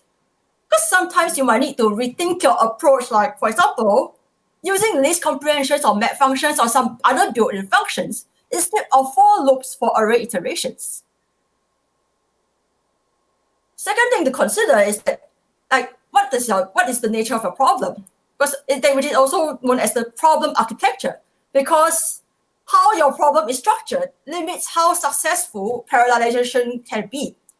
Because if your problem consists of processes which actually depend on each other's outputs, which is known as data dependency, then you're going to have to manage this dependency. Or your problem may have intermediate results, may depend on intermediate results, which is a matter of task dependency. So which means that you have to wait for the previous task to finish before you can go on to the next task. So in that case, maybe it's not so straightforward for you to just parallelize your codes. And last but not least, there's also overhead in parallelism. So this is not a problem that is unique to distributed computing. It still exists in parallelism, although of a slightly smaller scale. Because of this law, there will always be parts of the work that cannot be parallelized. So this is known as Amdahl's law. And then you also need to consider the extra time that is required for coding and debugging. And this contributes to increased complexity. And on top of that, there is also the problem of system overhead, including communication overhead. So is parallelism such a good idea after all? So a bit about Amdahl's law. So what exactly is Amdahl's law? Amdahl's law states that the theoretical speed up is actually defined by how much you can parallelize a code. So I'm not going to go through the details, but this is the result of Amdahl's law. Because if you have no parallel paths, your speed up is 0. If all paths are parallel, then all is good. Then if I just add up more processors, I'm going to get infinite speed up. But the problem is that the speed up is usually limited by the fraction of the work that is not parallelizable. And this will not improve even with infinite number of processors. So, that's the limitation of using parallel processing. So let's go on to the concept of what is multiprocessing versus multi-threading. So multiprocessing is whereby the system allows executing multiple processes at the same time using multiple processors. So it's like I'm having like 3 coffee machines. And then multi-threading is whereby the system executes multiple threads of sub-processors at the same time within a single processor.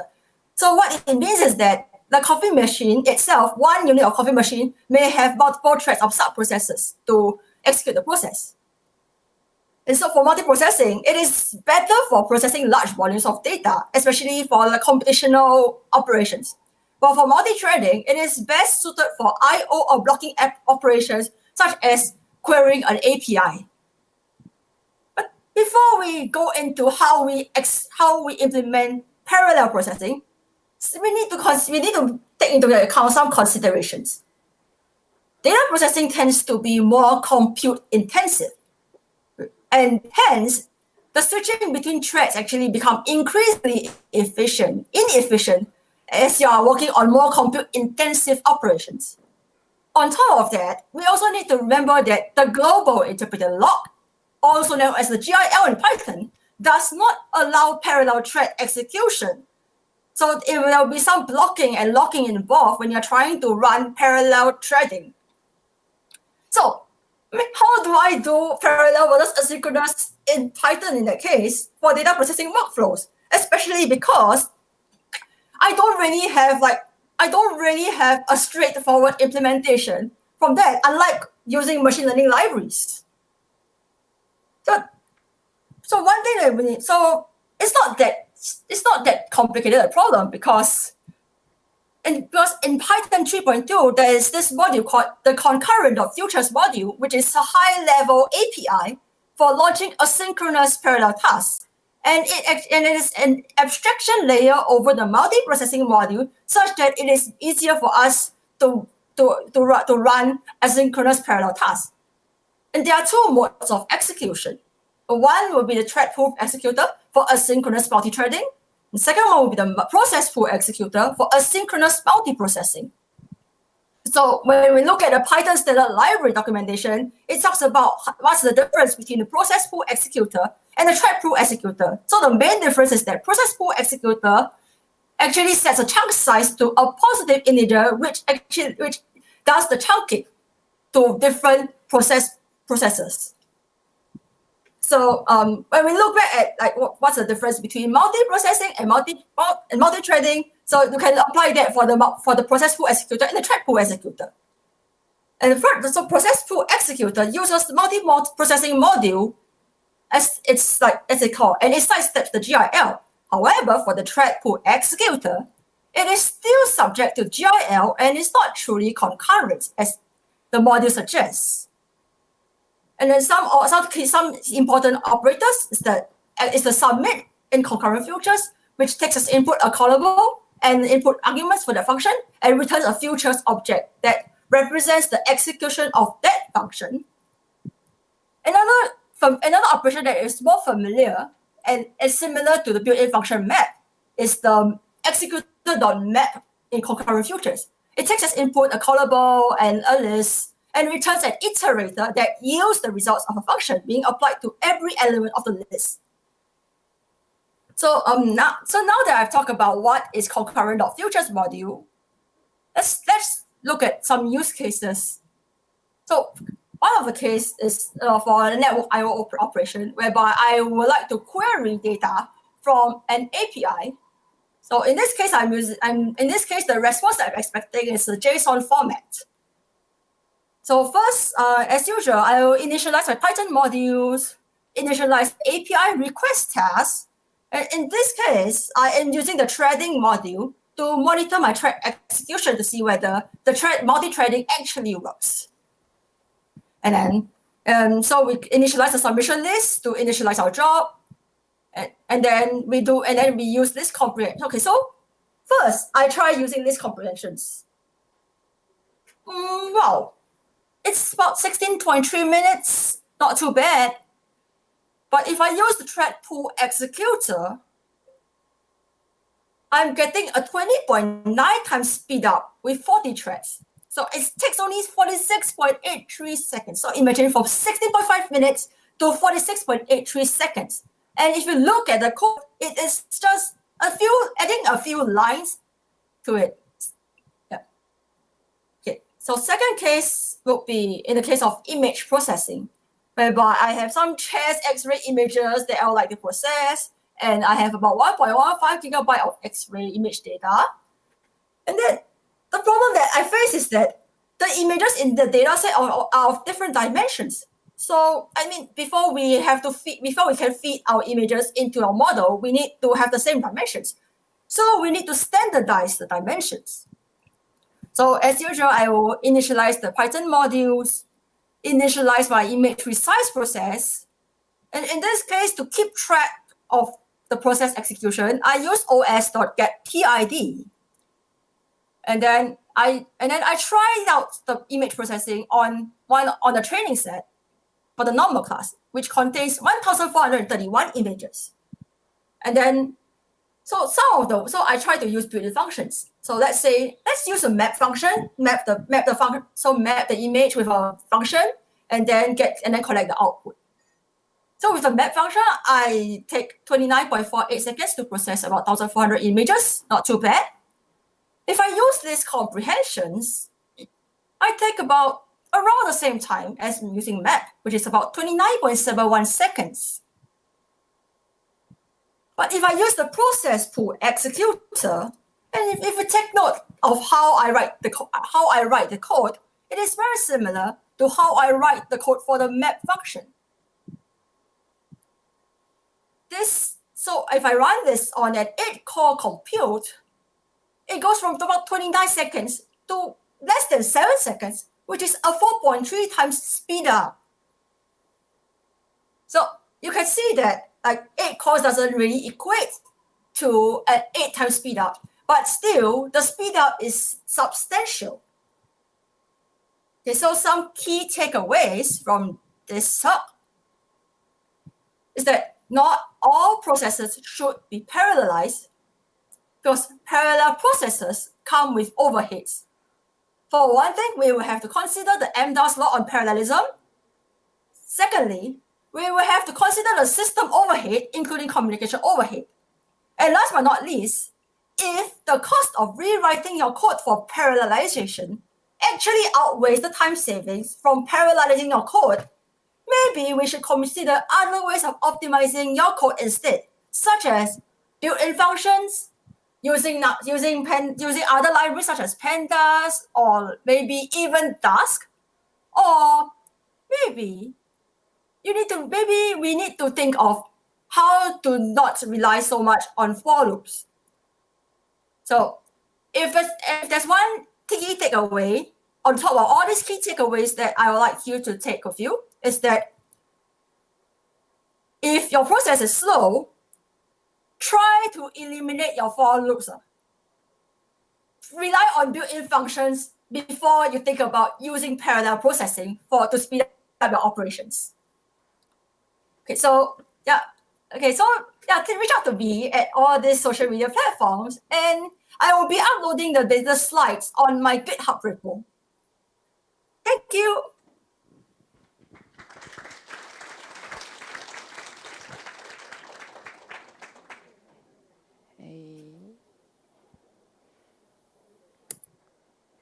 Thanks for Wang Jinghui. Have any question?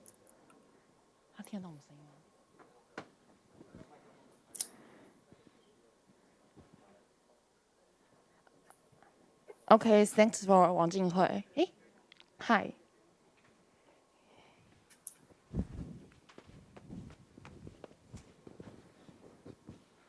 Hello. Hi, Jinghui. Can you hear me? I have a question about the multiprocessor. You said that you can step away from the Python in lock, global lock, and it means that we have to allocate another memory to when we want to use the same data. Is it 有点小声。 Yes, I mean, if we want to use the same data with multiprocess, should we have to allocate another copy in memory to use it? Yeah. Okay. So what's yeah? I'm trying I another. didn't hear you clearly. So are you talking about? So how the multiprocess avoid the Python GIL in Python? So how does Okay, so you're talking about the GIL? Yeah. Okay, so you're talking about the GIL, right? So a GIL is the global interpreter lock that actually locks the thread such that because it is a consideration that you don't really want to end up like just wrongly modifying something unintentionally. But then so this thing about the GIL is that you can't exactly run thread processes in parallel such that it will change the same thing.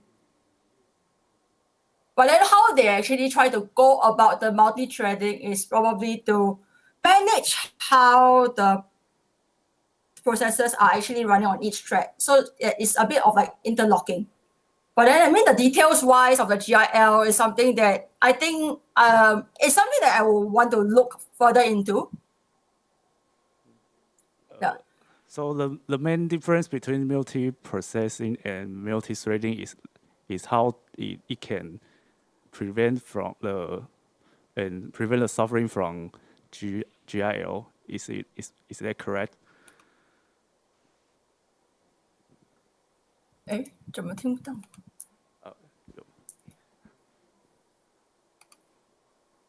他没听到。对啊，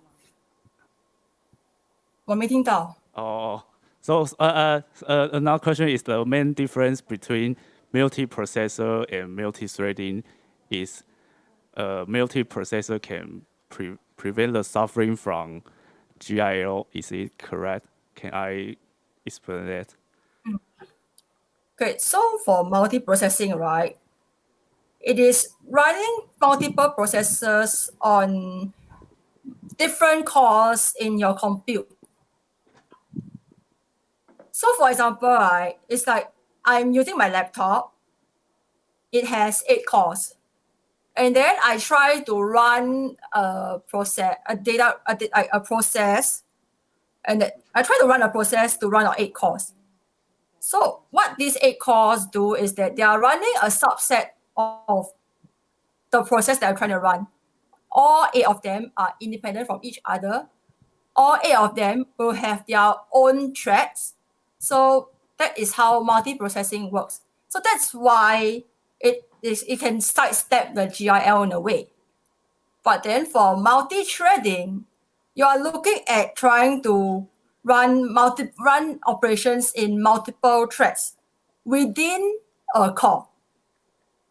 So because the problem is because of the constraints that the GIL imposes on running parallel threads concurrently in a core. So that's why for multi-threading, there will need to be a bit of a paradigm shift in terms of how the design for a parallel execution. Hence, there's a need for some asynchronous execution to be able to run multi-threads. So at least that's my understanding based on what I see in their documentation. And then I think it's something. But then, so far I've looked through the base documentation. But then, to be able to understand what exactly do they do to perform the multi-threading, that will require. I think that's a very good question, and that's something that I'll probably want to take a closer look at. Okay, thanks for 黄静慧。那下一场开始的时间是11:55。那谢谢大家。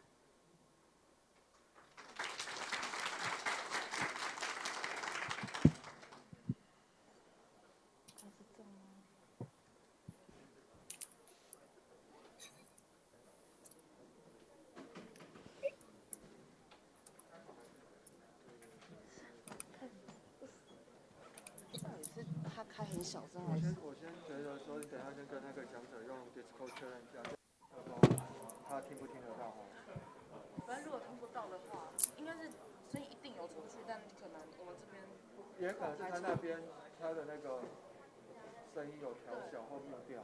刚刚怎么了吗？就是刚刚他那边声音有出去，他觉得，但他声音太小声，他听不到。他觉得现场声音太小声，所以等一下讲者如果有进行的话，我可以先跟他用这支麦克风确认一下。好，我刚刚忘记确认，所以说是出了一些状况。好，那现在下一场的讲者，看他有没有进他的 remote 盖。所以这个讲者，我等一下他没有离开，我要跟他联系吗？不然在 remote 上面看着他看看。对，好，我们。就下一场只有10分钟。10分钟啊？对，下一场10分钟。你们，哦，没事没事，你们继续。那个讲者他的 ID 怎么把他邀到 remote 盖？再一次，他就是讲者下一场。哦，我要让讲者出去啊。你可以跟他说拜拜，然后他可以赚钱。我们把他踢出去那个。拜拜 ，see you，拜。拜拜。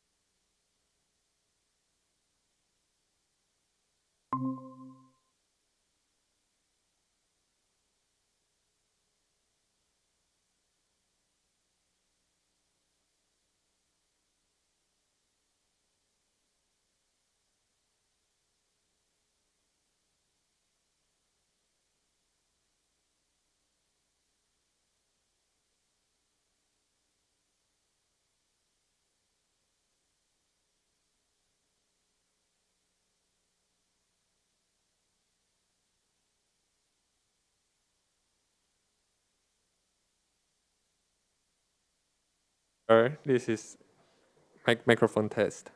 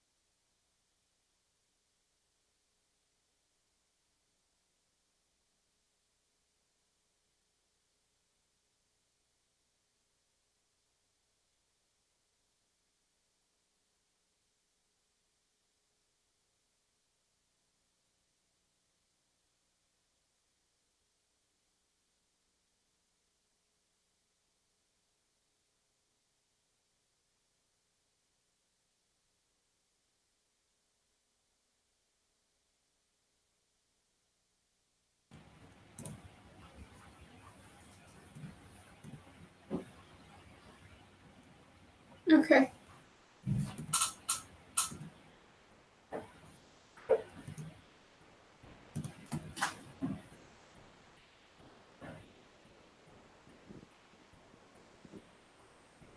Hey, greeting everyone. Her presentation is about CoronaNet, fighting COVID-19 with machine learning. Please welcome her.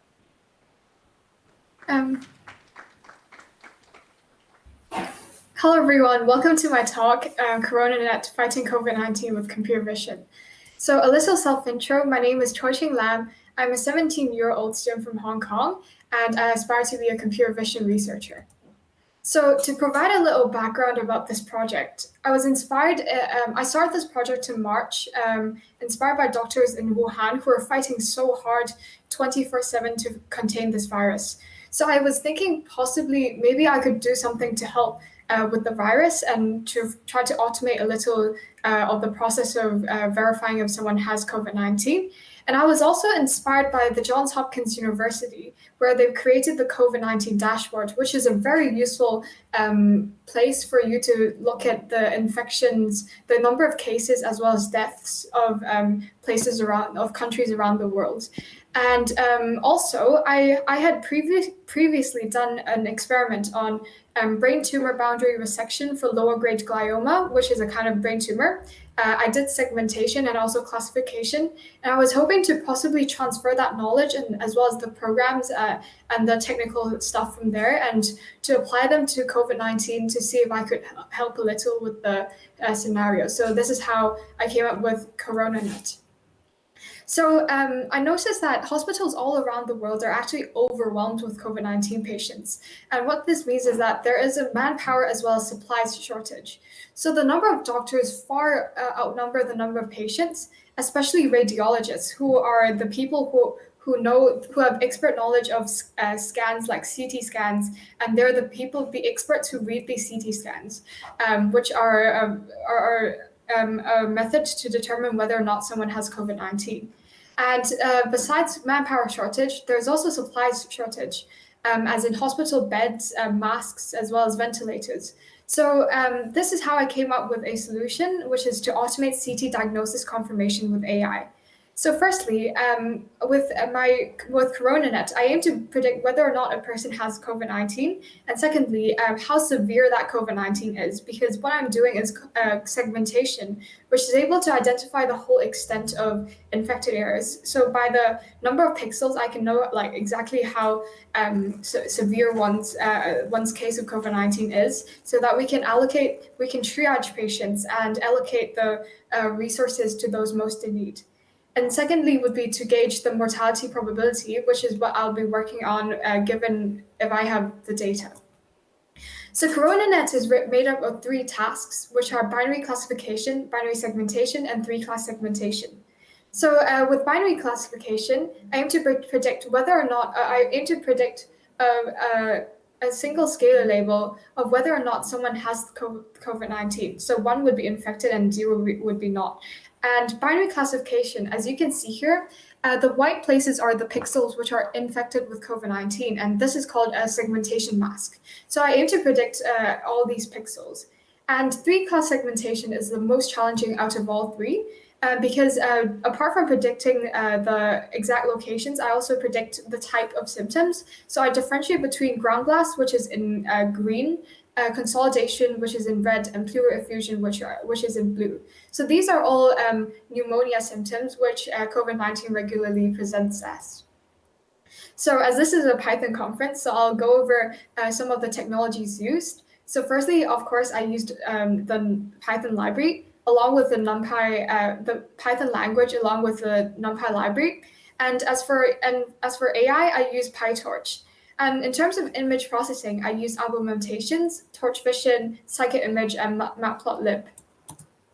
So why NumPy? Because NumPy supports parallelism and vectorization. So I did some benchmarking earlier, and NumPy is actually up to like a lot of times, like 300 times faster than vanilla Python. So that's very ideal, especially when you're dealing with like high dimensional data and doing a lot of epochs of training.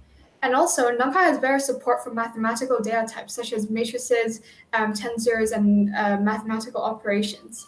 It's also very easy to prototype with because it shares the elegant syntax of vanilla Python. So you might ask, what do you use for image processing? There are so many libraries out there. So comparing Matplotlib, scikit-image, Torch Vision, and Argumentations, I think that Matplotlib is more general purpose, whereas scikit-image has advanced algorithms such as optical flow and etc.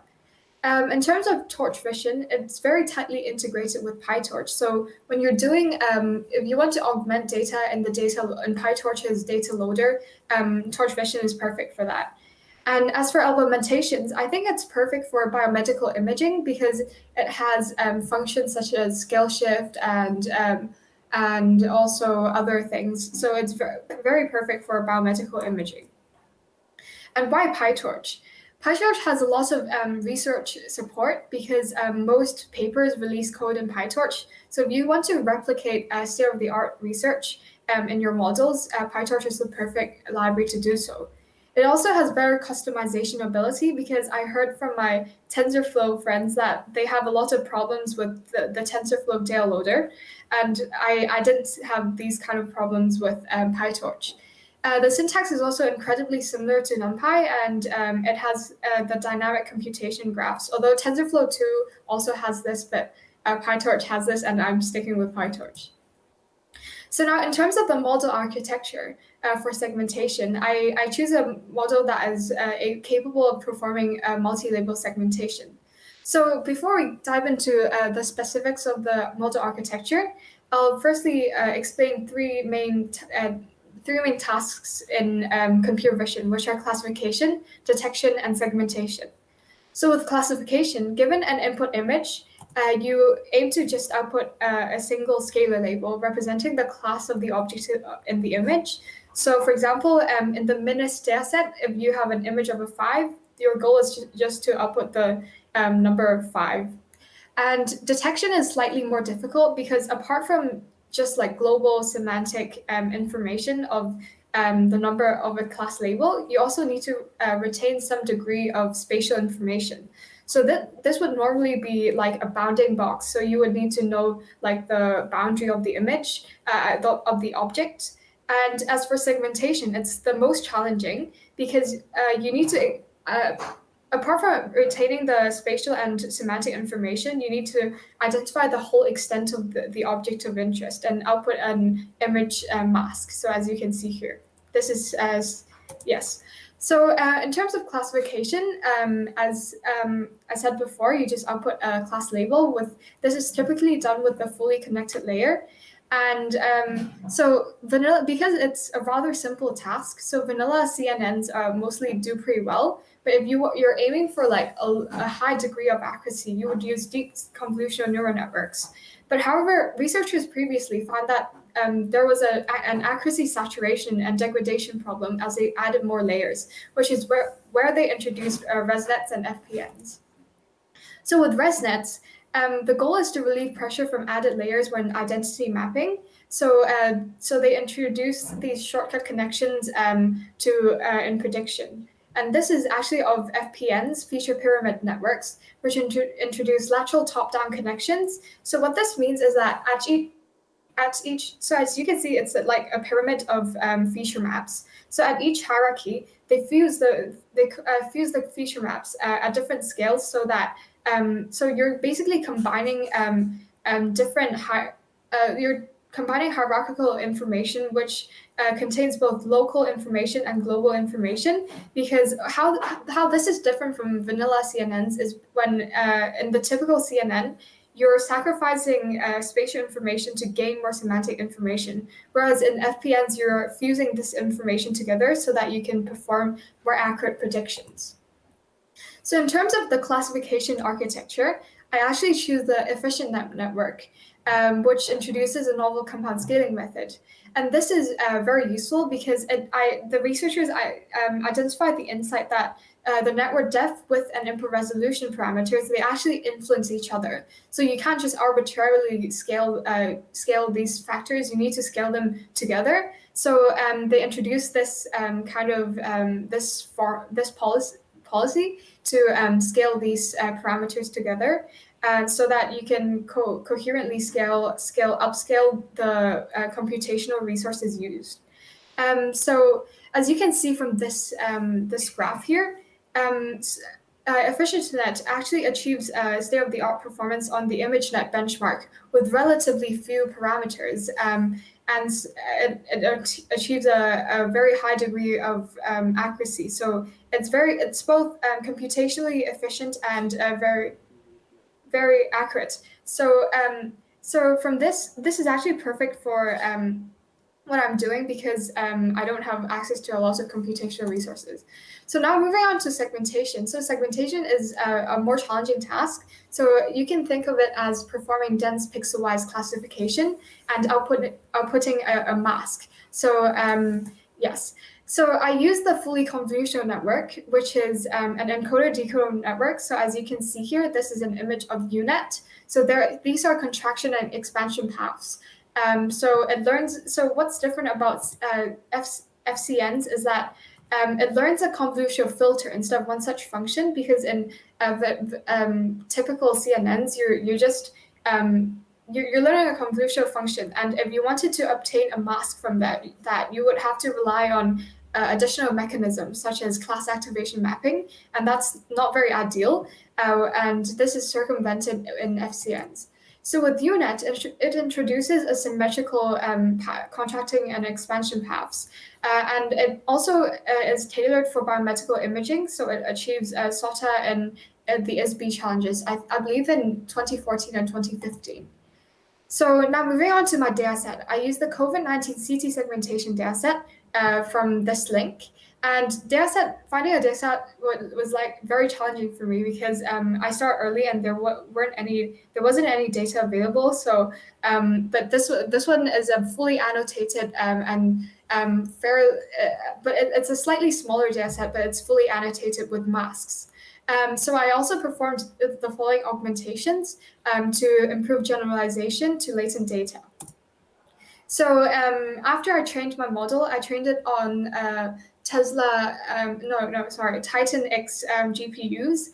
And these are, and then after training, I evaluated them using the dice coefficient, which is a conventional metric, as well as the rand loss, which is also conventional. So the dice coefficient loss is basically the ideal would be, the dice coefficient, the ideal would be 1, which is perfect segmentation, while 0 is not desirable. So as you can see, for binary segmentation, I achieve 79.65% in terms of accuracy, and in terms of multi-class segmentation would be 61.6%. So as you can see, multi-class segmentation is significantly more challenging than binary classification. So in terms of future development, I aim to recommend personalized medicine or treatment based on the extent and occurrence of particular symptoms of COVID-19. So if, for example, if a patient presents with with a particular kind of symptom, maybe we could recommend, we could tailor a kind of treatment for them. And also to perform weekly supervised segmentation. So for now, I'm relying on fully segmented data as training data. However, that's not very practical in the real world because, firstly, these kinds of data take time because the radiologists have to manually annotate these scans one by one. So, and especially during the pandemic, this isn't very feasible. So with weekly supervised segmentation, we only need a label, a single scalar label of positive or negative for COVID-19 in order to perform segmentation. And this is achieved using global average pooling and object region mining, which is basically also class activation mapping. But so this is significantly more practical to be performed and implemented in real life. So here are some of the references I used, and if you have more questions about this project, feel free to contact me. So this is the end of my presentation. Thank you. Have any question? No, thanks for speaker. Hey, OK. Thank you. 那今天议程就到这边，谢谢大家。it.